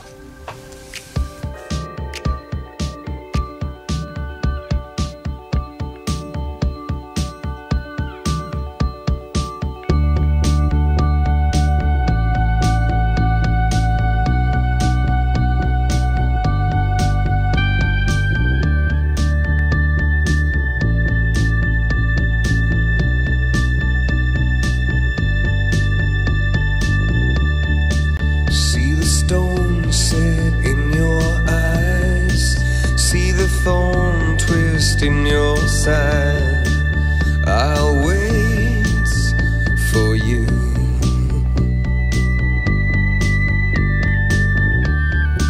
Sleight of hand and twist of fate. On a bed of nails, she makes me wait, and I wait without you. without you, with or without you. Through the storm we reached the shore. You gave it all, but I want more. And I'm waiting for you, with or without you. With or without you, I can't live. With or without you.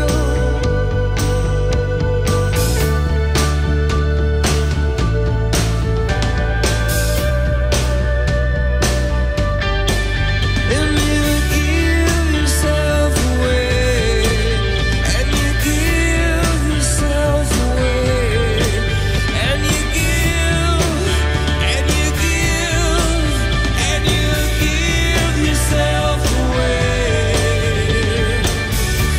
My hands are tied, the body bruised. She got me with nothing to win and nothing left to lose. And you give yourself away, and you give yourself away, and you give, and you give, and you give yourself away, with or without you, with or without you. I can't live, with or without you.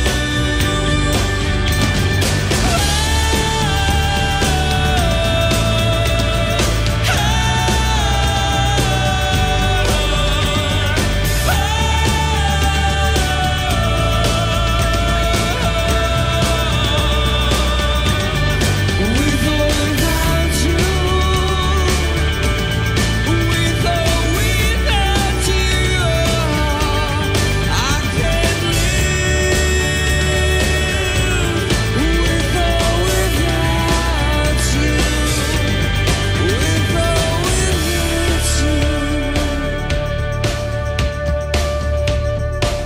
with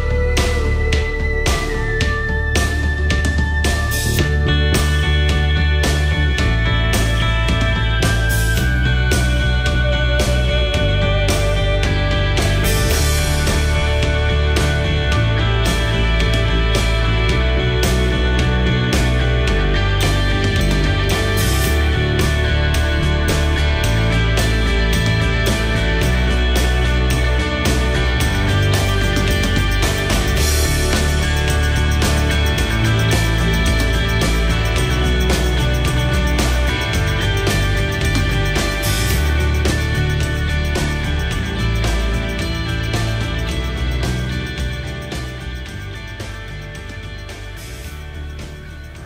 오늘의 발견에 이어서 유투의 With or Without You 듣고 오셨습니다. 김성환의 시사는 언제나 청취자 여러분의 관심과 참여 기다립니다. 오늘도 방송 내용과 관련한 청취자분들 의견 계속 들어오고 있는데요. 8356님, 저희 엄마도 치매 검사 받는 게 치매라고 인정받는 거라고 여겨서 꺼려 하시더군요. 그래서 제가 미리 알고 조기에 치료받는 게 진행을 늦출 수 있으니까 오히려 좋은 거라고, 너무 무겁고 무섭게 생각하지 말라라고 했어요. 우리가 다 향해 가고 있고 겪을 일이니까요. 이렇게 문자 주셨습니다. 박봉남님, 인류에게 가장 슬픈 질병이 치매가 아닌가 싶습니다. 슬프지 않은 노년 언제쯤 가능할까요? 이렇게 문자 주셨어요.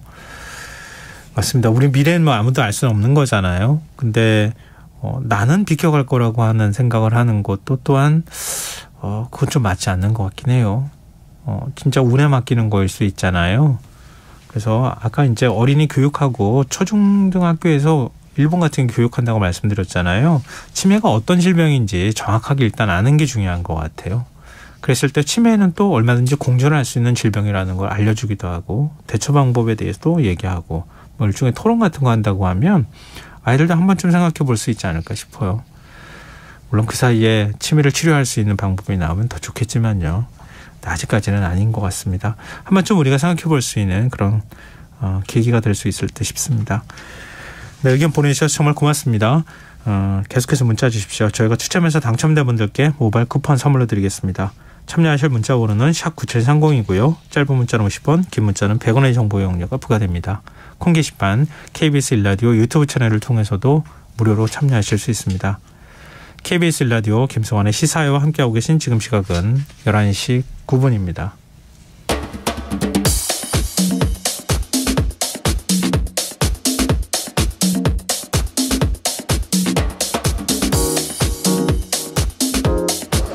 오늘 일어난 세상 곳곳의 소식들 당일 배송으로 전해드립니다. 밤철뉴스 이영경 뉴스캐스터 함께하겠습니다. 안녕하세요. 네, 안녕하세요. 네, 정부가 대중교통 마스크 착용 의무 해제를 검토하고 있다 이렇게 네. 어제 말씀을 해주셨는데 네. 좀 더 현실화될 가능성이 높아진 모양이에요. 예, 그 해제하는 방안을 지금 대중교통에서부터 착용 의무를 해제하는 방안을 추진을 하고 있습니다. 현재까지는 마스크를 꼭 착용을 하셔야 되는 게 병원이나 약국과 같은 시설과 함께 대중교통에서는 마스크 착용이 의무화되고 있는데요.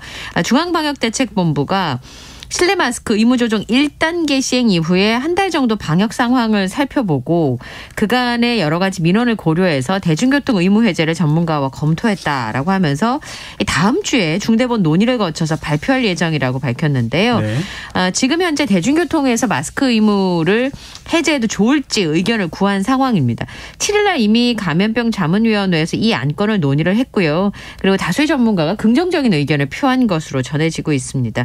그래서 결론은 이 자문위 의견과 함께 관계 부처의 의견을 종합적으로 검토해서 다음 주에 중대본을 통해서 구체적인 시행 시기를 발표할 것으로 보입니다. 지금 최근에 코로나19 상황이 안정적이라고 판단을 하고요. 네. 대중교통과 의료기관의 실내 마스크 착용 의무와 7일 격리 의무 등의 남은 방역 규제 조정을 위한 논의를 하고 있는데 우선 이게 대중교통에서의 마스크 착용 의무가 해제가 된다고 하더라도 네. 의료기관이나 약국 그리고 감염 취약시설의 마스크 착용 의무는 계속 유지가 될 것으로 보이고요. 이제 계약을 하고 나서 이후 상황이 좀 더 안정적이라고 판단이 된다면 이후의 조치들도 해제될 가능성들이 나오고 있습니다. 시민들 반응은 어떻습니까? 근데 아무래도 두 가지 의견들이 존재하는 것 같아요. 우선 대중교통에서는 마스크 착용하는 게 필요한데 예를 들어 지하철을 탈 때는 마스크를 착용하셔야 되는데 나오면 또 안 하셔도 되잖아요. 네, 그렇죠. 그러니까 벗었다 뒀다 이렇게 하다 보니까 실제로는 깜빡해서 마스크를 산 적이 여러 번 있다라고 하는 시민들의 의견도 있고요. 맞아요. 불편해요. 네, 날이 이제 계속 더워지고 있잖아요. 어제만 해도 사실 날씨가 꽤 푹했는데 이러니까 이제 마스크를 착용하는 게 훨씬 더 답답하다고 느끼시는 상황인데다가 식당이나 카페 이런 데서 마스크 벗고 식사도 하시고 커피도 드시잖아요. 네. 그럼 그거랑 대중교통이랑 무슨 차이가 있느냐 이런 의견들도 나오고 있어서 대중교통에서는 좀 벗었으면 좋겠다는 의견도 있고요. 네. 아이들이나 그다음에 취약계층이 있는 감염 취약층이 가족으로 있는 분들의 경우는 그렇지가 않습니다. 예를 들어서 초등학생이 계약을 해서 학교를 가요. 지금 학교에서도 마스크 착용을 권고하고 있지만 의무화는 아니기 때문에 걱정스러워하시는 부모님들이 많은데 예를 들어서 대중교통에서 마스크 착용 의무가 유지가 된다고 하면 경각심이 좀 남아있을 수 있는데 그것도 해제해버리면 그나마의 경각심도 사라지는 게 아니냐라고 해서 고민들을 좀 많이 하고 계신 것 같습니다. 맞습니다. 사실은 뭐 의무화된 걸 지금 해제한다는 뜻이지 마스크 착용을 뭐 하지 말라 뭐 하라 뭐 이렇게 하는 건 아니잖아요. 자율적으로 좀 착용을 하면 되는 거니까 좀 불안하신 분들은 그렇게 하고 또 일상에서 편하게 그렇게 다니고 싶어하는 분들은 좀 다닐 수 있도록 해주겠다 이게 좀 취지일 것 같아요. 근데 지금 속보가 하나 들어왔는데요. 민주당 이재명 대표가 경기도지사를 하던 그 무렵에 초대 비서실장을 지냈던 전모 씨가 숨진 채 발견됐다라고 하는 지금 속보가 들어와 있네요. 네. 전모 씨가 숨진 채 발견됐다는 소식이 들어와 있는데요. 오후 9시 30분쯤에 수정구 창곡동의 한 아파트에서 숨진 채 발견이 됐습니다. 현재까지만 단정할 수는 없습니다만 극단적인 선택을 한 것으로 추정을 하고 있고요.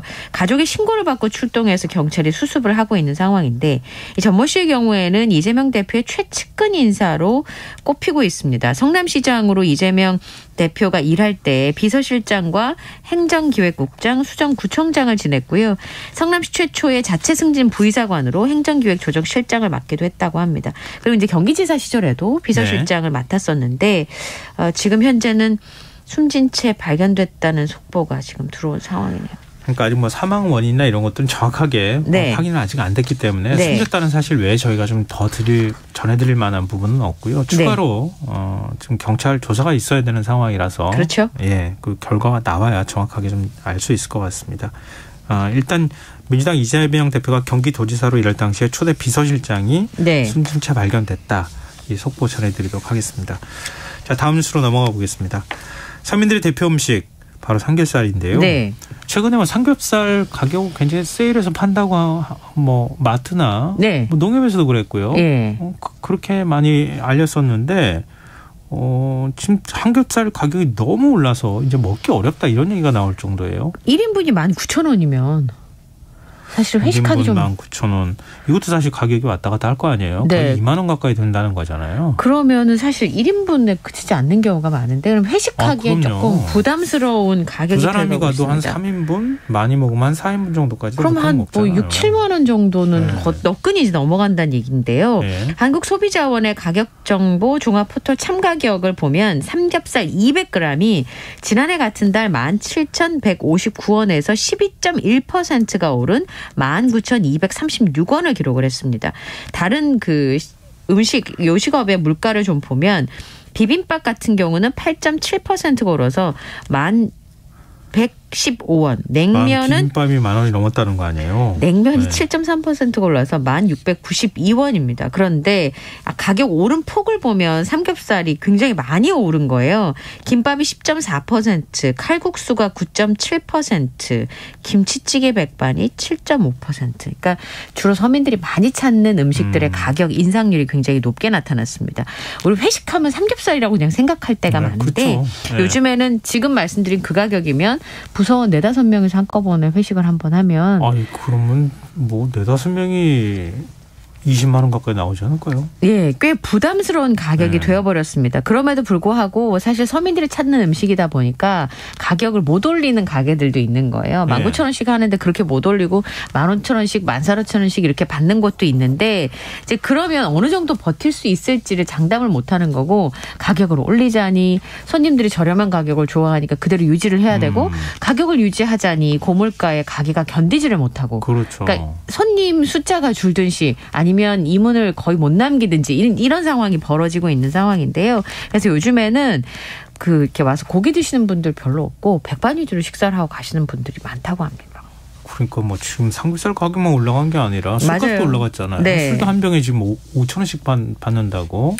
그건 뭐 6,000원씩 받아야 되는 상황이다 이런 얘기까지 나오니까 정부가 뭐 지금 주류 업계를 사실 압력을 넣다시피 해가지고 술값 못 올리게 하는 이런 상황까지 지금 와버렸는데 사실 예전에는 편하게 우리 삼겹살이랑 먹어가자 뭐 이렇게 얘기했는데 지금 그 얘기를 못한 상황이 되니까 지난 3일이 또 그 삼겹살 대회였잖아요. 3월 3일이. 그때 대형마트나 이런 곳에서 뭐 삼겹살 반값 할인 행사 같은 거 했던 것으로 제가 기억하는데 그때 산 삼겹살에 대한 불만 민원이 막 들어오고 있다고요? 그러니까 10년 전 가격인 100g당 990원까지 낮춰서 삼겹살을 판매를 했어요. 그러니까 소비자 입장에서는 엄청 반갑잖아요. 지금 말씀드린 건 200g에 19,000원인데 그랬는데 한 온라인 커뮤니티에서 그때 대형마트 온라인몰에서 구매한 삼겹살 사진이 등장을 했는데 오프라인 샀으면 사실 그 정도 상황이면 구매를 안 했을 텐데 온라인이라고 하니까 샘플로 나와 있는 사진이랑 이제 배달돼 있는 실제로 삼겹살이랑 상황이 좀 달랐던 거죠. 그러니까 보니까 고기인지 잘 모르겠더라고요. 네. 다 하얀색이에요. 왜 그 비계로 이렇게 기름칠할 때 있잖아요. 네. 그때 쓰는 그런 삼겹살처럼 보였거든요. 그러니까 실제로 이 글을 쓴 분이 비계를 제거한 다음에 각각의 무게를 쟀는데 살과 잘라낸 비계를 각각 저울에 올리니까 원래 580g이었던 삼겹살에 346g이 비계였던 거예요. 절반 이상이 비계인 거죠. 네. 그러니까 할인해서 샀는데 절반이 비계다. 나는 이제 확인하지 않고 절대 삼겹살을 사지 않을 거다. 이렇게까지 얘기를 했는데요. 만약에 비계가 절반이니까 올란모를 샀잖아요. 반품을 하면 왕복 택배비 6천만 원을 소비자한테 물으라고 했다는 거예요. 그러면은 또 못하잖아요. 네, 그러다 보니까 세일 기간에 안 사야 되겠다. 뭐 이런 얘기들이 지금 올라오고 있습니다. 중요한 건 그건 것 같아요. 앞에는 고기가 많은 것처럼 돼 있고 뒤쪽에 지금 안 보이는 거를 비계가 많은 쪽으로 그냥 넣어놨다는 거잖아요. 네. 그러다 보니 눈속임이잖아요. 어찌 보면. 온라인으로 한돈 삼겹살을 샀는데 커다란 비계 덩어리가 왔다. 온라인으로 주문을 하니까 소비자가 우렁한 거냐. 저렴하게 산다고 했더니 저품질 고기여서 못 먹겠다. 뭐 이런 얘기들이 지금 나오고 있는데요. 대대적인 세일을 해서 판매를 하는 건 좋지만 그래도 품질은 어느 정도 보장을 해줘야 되는 거 아니겠습니까?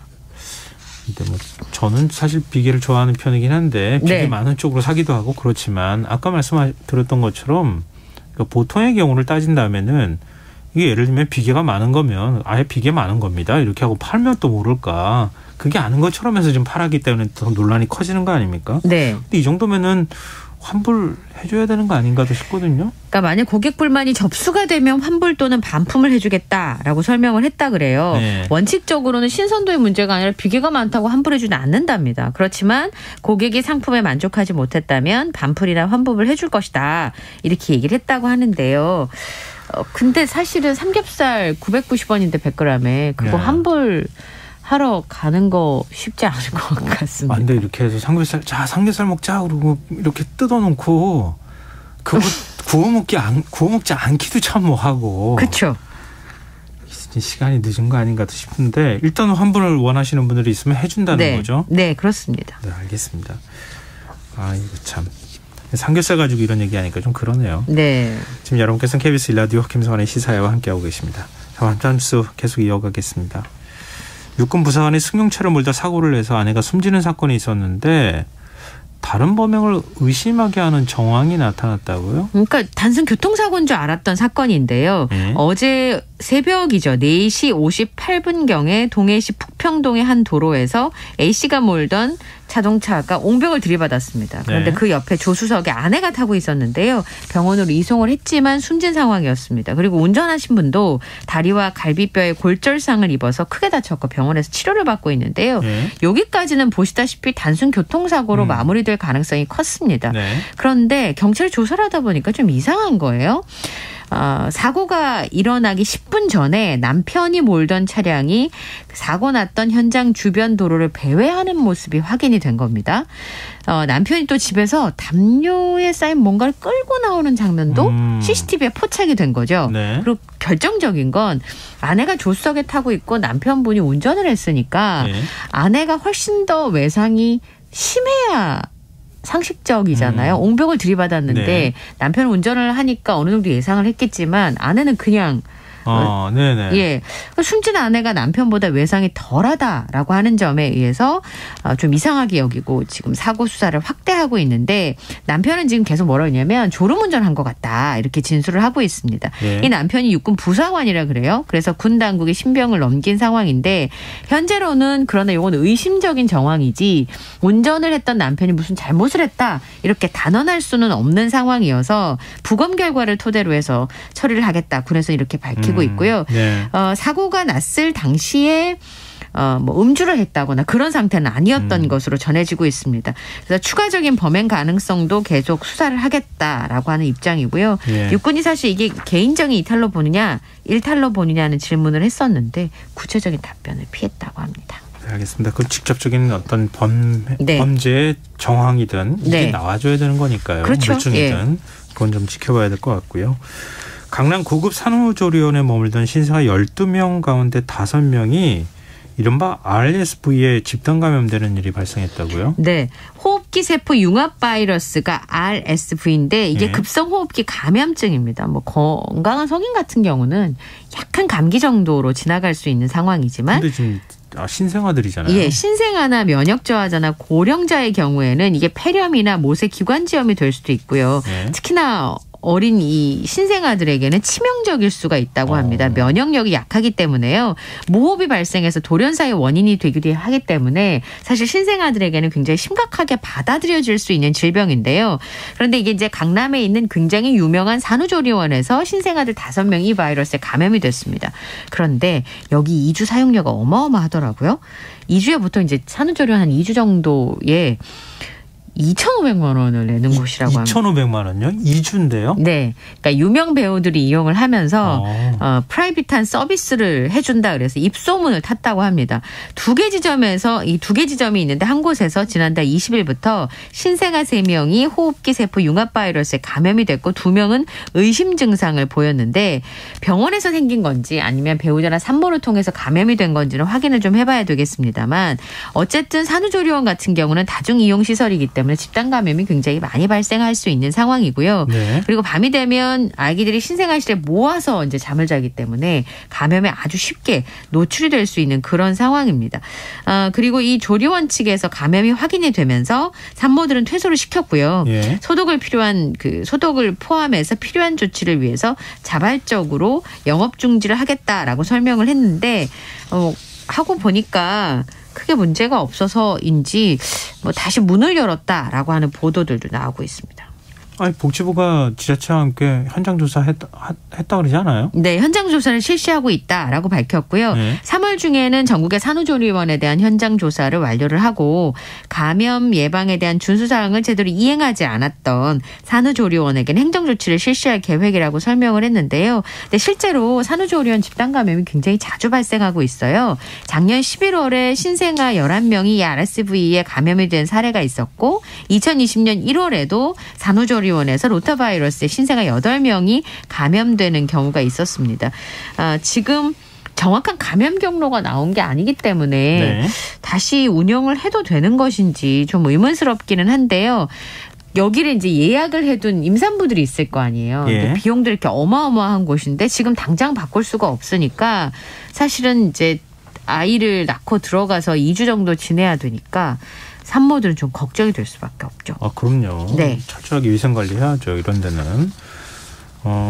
오세훈 서울시장이 원래 한강 프로젝트 한강 르네상스 사업 한다고 하지 않았어요? 네. 근데 그레이트 한강 프로젝트를 추진하겠다고 또 밝혔어요. 이게 무슨 차이가 있습니까? 2006년 9월에 그 당시에 오세훈 서울시장은 초선이었죠. 예. 말씀하신 것처럼 한강 르네상스 프로젝트를 처음 발표하고 지금 16년 5개월이 지났습니다. 이제 오세훈 서울시장은 4선에 이르는데 또다시 한강 프로젝트를 꺼내 들었는데요. 네. 한강은 사실 도심 한가운데 흐른 강치고는 굉장히 큰 편이죠. 아시다시피. 네, 맞아요. 예, 프랑스의 센강이나 영국의 템즈강에 비해서도 5배, 6배에 달하고요. 길이도 굉장히 긴 편인데요. 이 한강변의 볼거리와 즐길거리를 풍성하게 하겠다라고 해서 세운 프로젝트가 지금 말씀하셨던 그레이트 한강 프로젝트인데 내용은 55개의 사업이 포함이 되어 있습니다. 맞네요. 우선 애초에 많이 알려진 게 대관람차 서울링인데요. 예. 서울에 들어오는 관문에다가 180m 높이의 대관람차를 세운다라고 하는 겁니다. 그리고 여의도에는 서울항이 들어서고요. 한강이 보이는 여의도공원에 제2세종문화회관이 들어설 예정입니다. 그다음에 노들섬의 경우에는 예술섬으로 변신을 하게 되고 예. 청사진을 보니까 잠수교는 전면 보행교로 바뀌게 됩니다. 그러면 볼거리와 새로운 것들이 많아서 외국인들이 이제 많이 오고 한강을 즐길 수 있게 하겠다라고 하는 게 오세훈 서울시장의 프로젝트인데요. 그리고 이제 한강뿐만 아니라 소하천까지 지천 르네상스를 만든다고 합니다. 그래서 이걸 올해부터 시행할 예정이라고 하는데 제2세종문화회관은 서울항이랑은 2025년까지 착공을 목표로 준비를 할 거고요. 예. 곤돌라와 노들 예술섬은 2026년에 착공을 목표로 하고 있습니다. 그리고 문제는요. 서울링하고 곤돌라 이런 것들이 대부분 다 민간의 자비를 투자를 받아서 진행이 되는 사업이기 때문에 그러면 이제 요금 얘기가 안 나올 수가 없는 상황이잖아요. 네. 그러다 보니까 그런 부분에 있어서 이용료 논란이 벌어질 수 있고요. 또 현재는 총사업비 잠정 규모도 안 나왔기 때문에 실현 가능성에 대해서는 좀 의문을 제시하시는 분들이 많습니다. 어쨌든 사회적 공감대가 있어야 되는 부분이기 때문이죠. 예. 네, 알겠습니다. 자, 오늘 밤참스 여기까지 하겠습니다. 지금까지 이영경 뉴스캐스터와 함께했습니다. 고맙습니다. 감사합니다.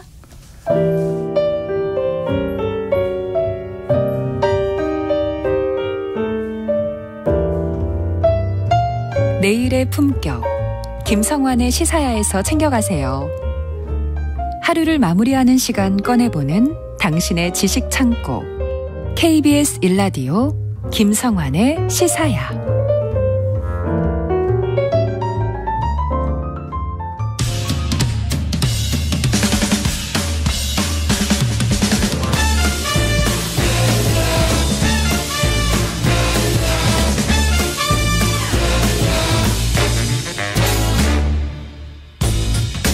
매주 목요일 흥미로운 공연을 소개해드립니다.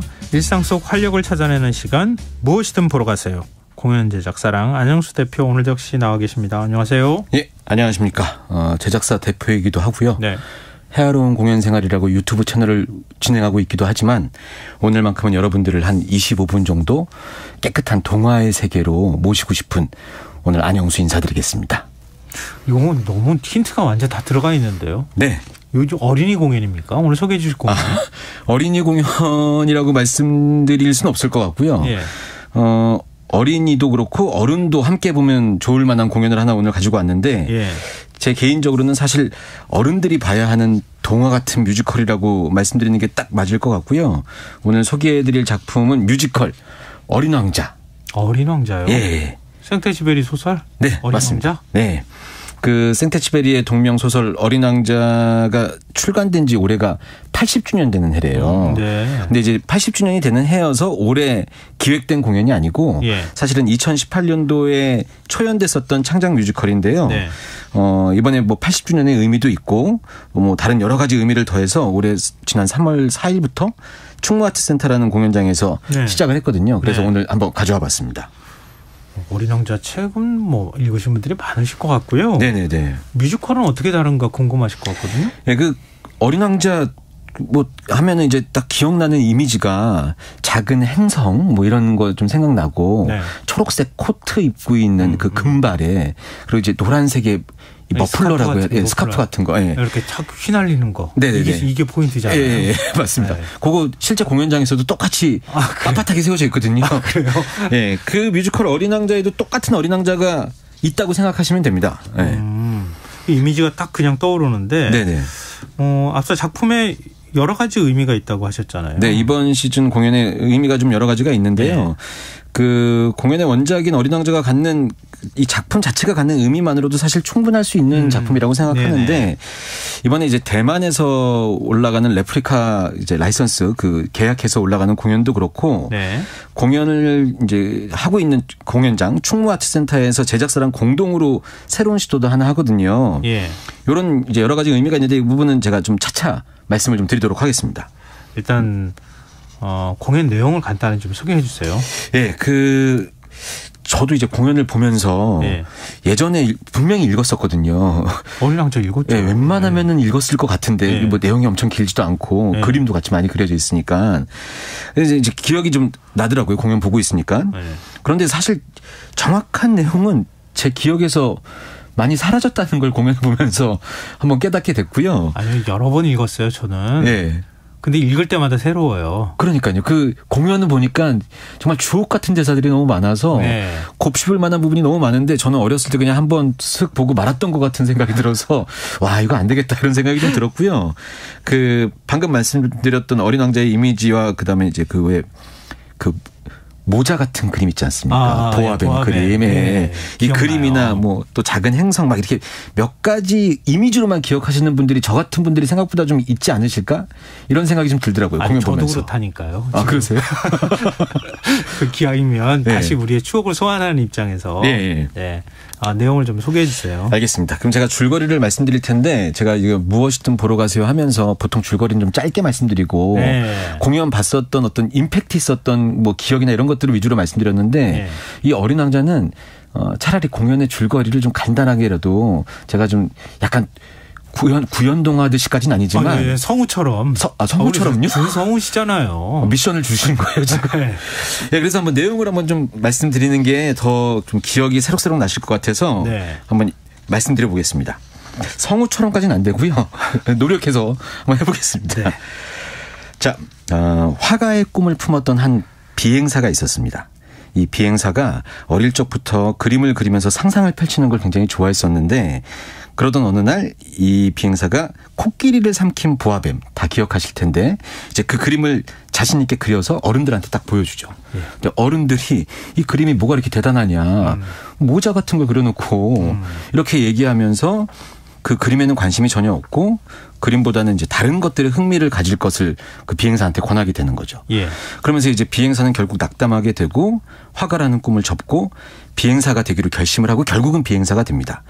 그렇게 어른이 된 다음에 세계 곳곳을 비행하던 도중에 비행기 고장으로 어떤 사막에 불시착을 하게 되는 거죠.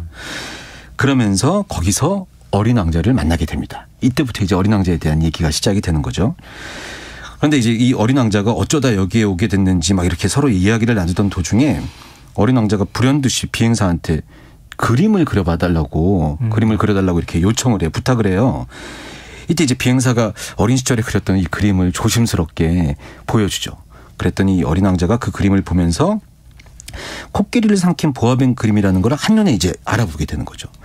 그러면서 비행사가 내 그림을 알아봐줬다는 것에 크게 감동을 해서 이 어린 왕자가 자신과 대화가 잘 통할 사람이라는 것을 느끼고 더 많은 대화를 나누게 되면서 어린 왕자의 이야기를 하게 됩니다.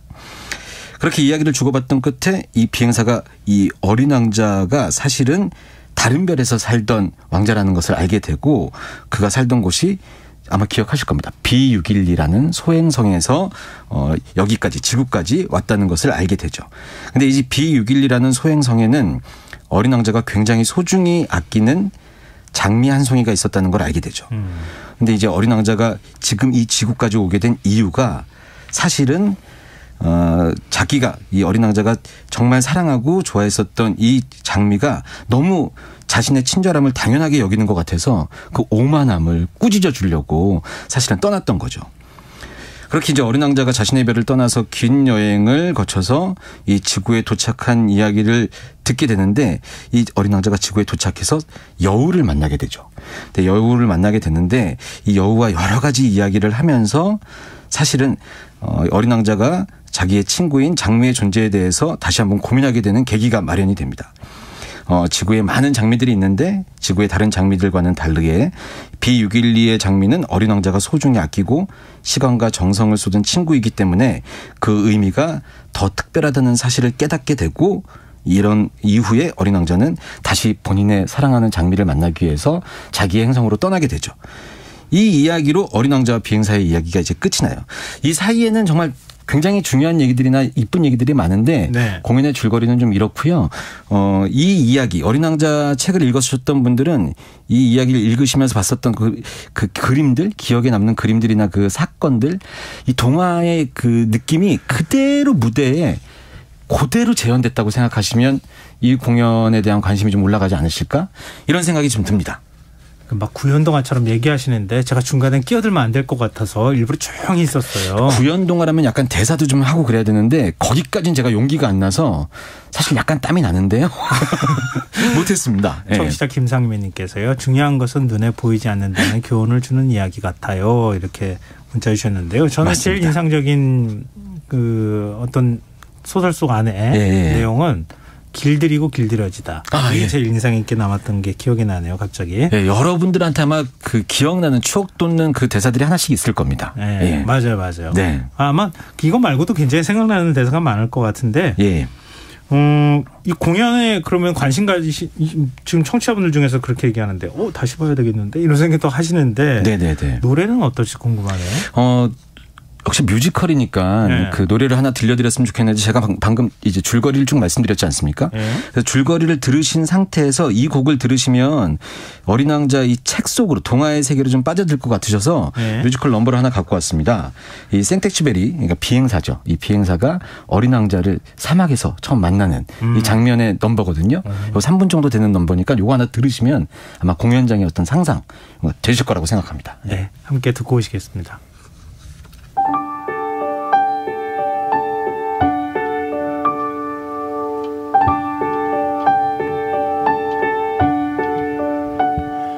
아무도 없는 외로운 사막에서 너를 만났다. 사람 사는 곳은 저 멀리 있는데 어디서 왔을까. 금색 머리칼 반짝이는 그 눈이 날 보며 웃었다.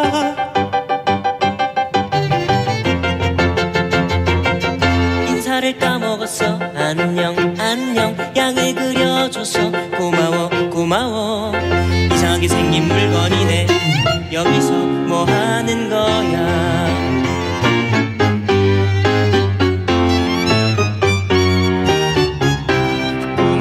걸까? 아니 꿈은 아니야. 길을 잃은 걸까? 아니 그렇게는 안 보여. 천진한 얼굴, 순진한 표정, 귀여운 목소리, 신비로운 소년. 내가 찾은 건지 내가 찾아온 건지 하나뿐이던 발자국 옆에 내가 찾은 건지 네가 찾아온 건지. 작은 발자국. 기나긴 시간을 혼자 걸었어. 차가운 이별을 혼자 맴돌았어. 기나긴 시간을 혼자 날았어. 6년 전 그날 널 만나기 전까지.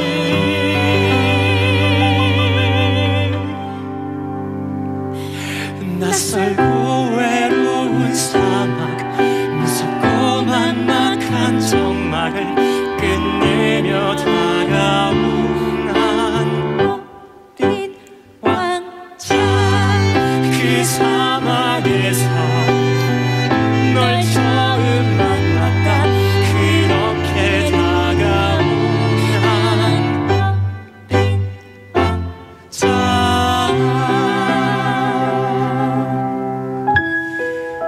난 그렇게 어린 왕자를 처음 만났다.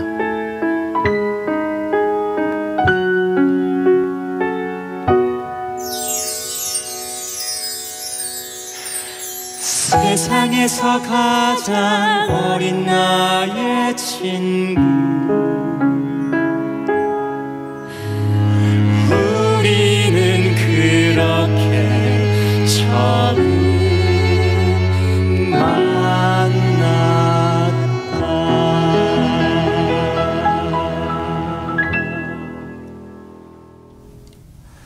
뮤지컬 어린 왕자 가운데 너를 만났다라는 곡 정동화, 김리, 이우정 배우의 목소리로 듣고 오셨습니다. 저는 뮤지컬 중에서요. 네. 요즘 그 어떤 스토리도 굉장히 좋지만 네. 이 마지막 마무리할 때 딱 전형적인 뮤지컬 그 느낌 있잖아요. 네.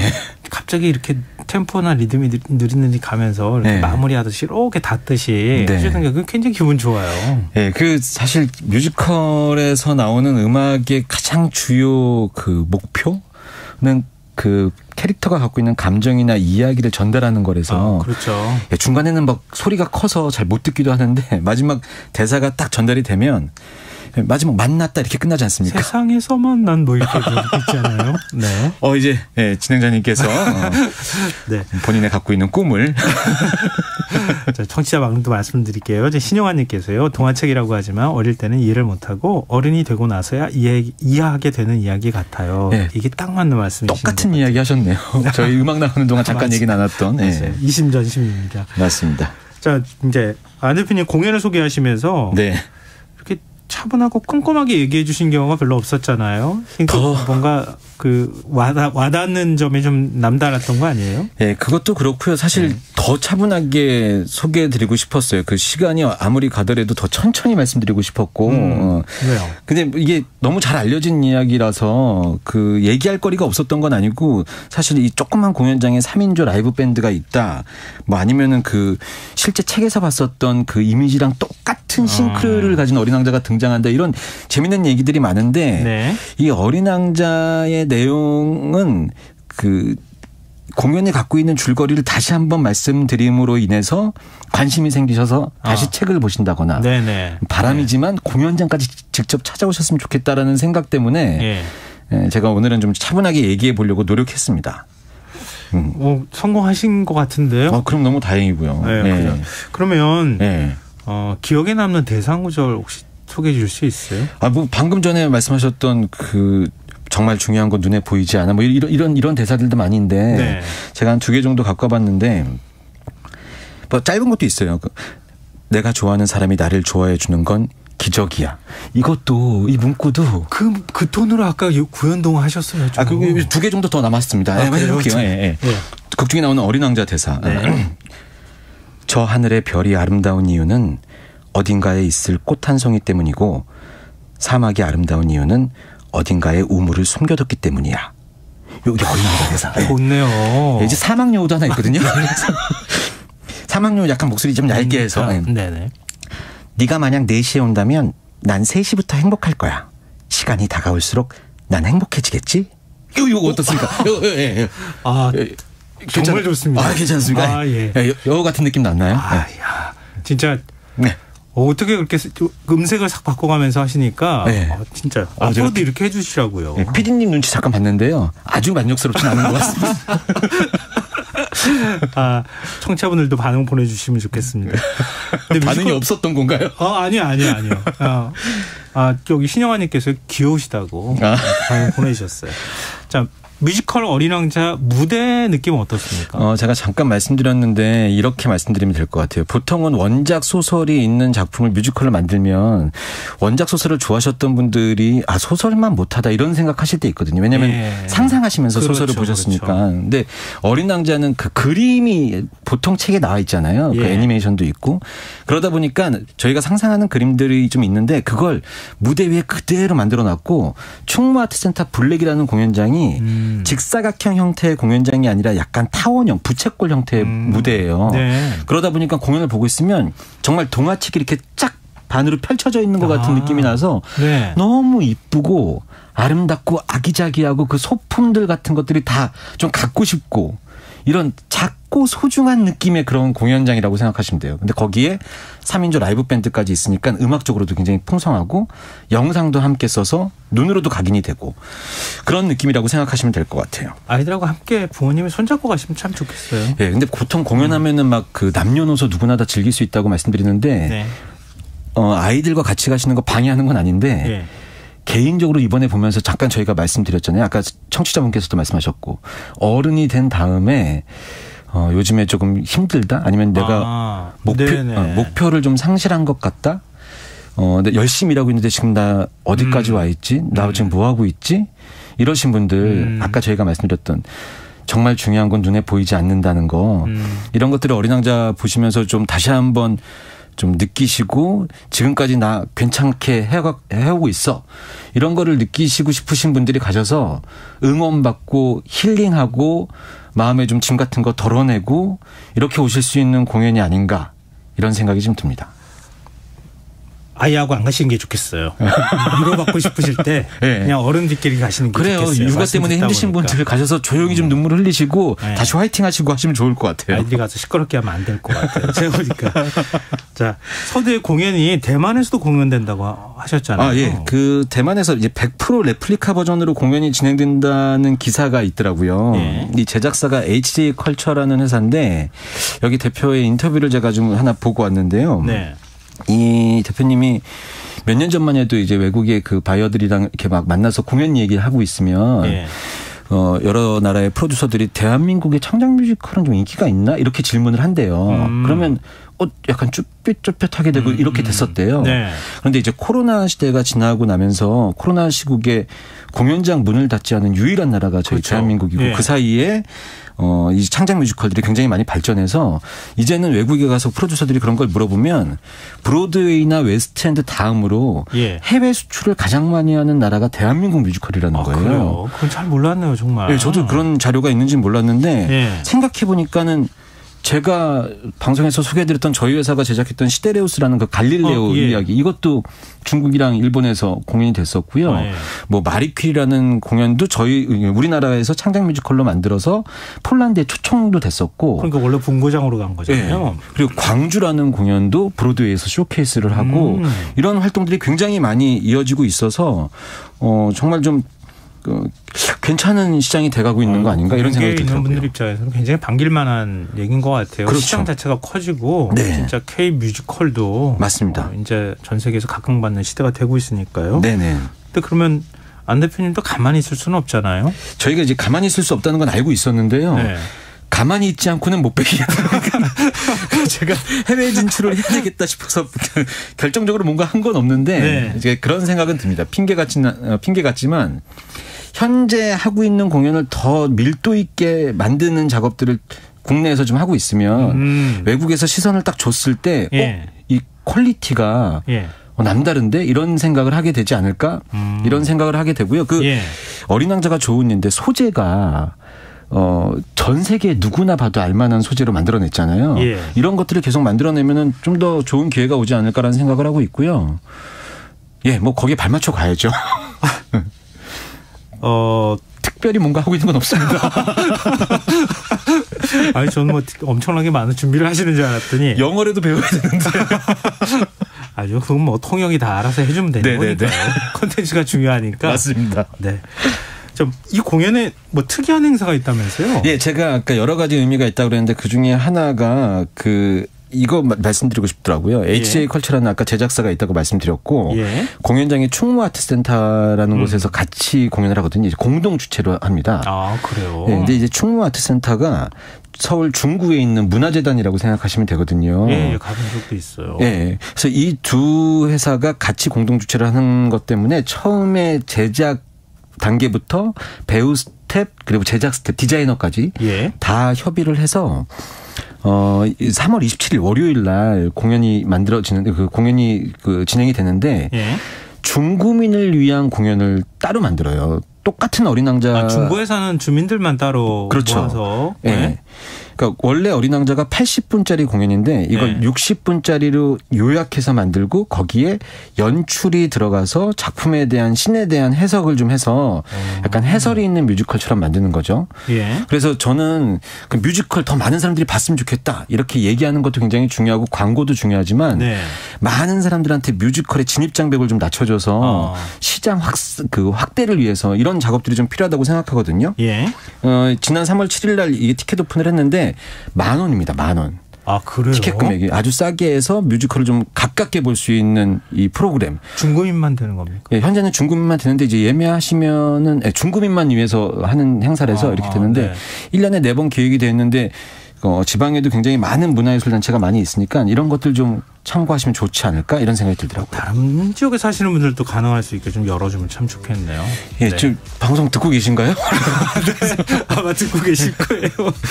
네, 우리를 동화 속으로 다시 이끌어 주셨던 시간이었던 것 같습니다. 무엇이든 보러 가세요. 랑 안영수 대표와 함께했습니다. 고맙습니다. 감사합니다. 김성환의 시사양 오늘 순서 여기서 마칩니다. 모바일 쿠폰 당첨자는 홈페이지 공지사항에서 확인하실 수 있습니다. 편안한 밤 되시고요. 전 내일 다시 찾아뵙겠습니다. 지금까지 시사평론가 김성환이었습니다. 고맙습니다.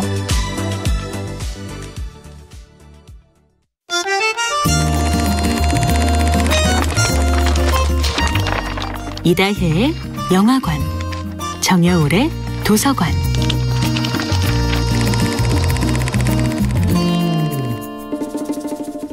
안녕하세요. 영화에 대해 자팍다식한 대화를 나눌 이다혜입니다. 이다혜의 영화관에서 이번 주에 이야기하는 영화는 허한화 감독이 연출하고 유덕화, 엽덕한 배우가 출연한 2011년 영화 심플라이프입니다.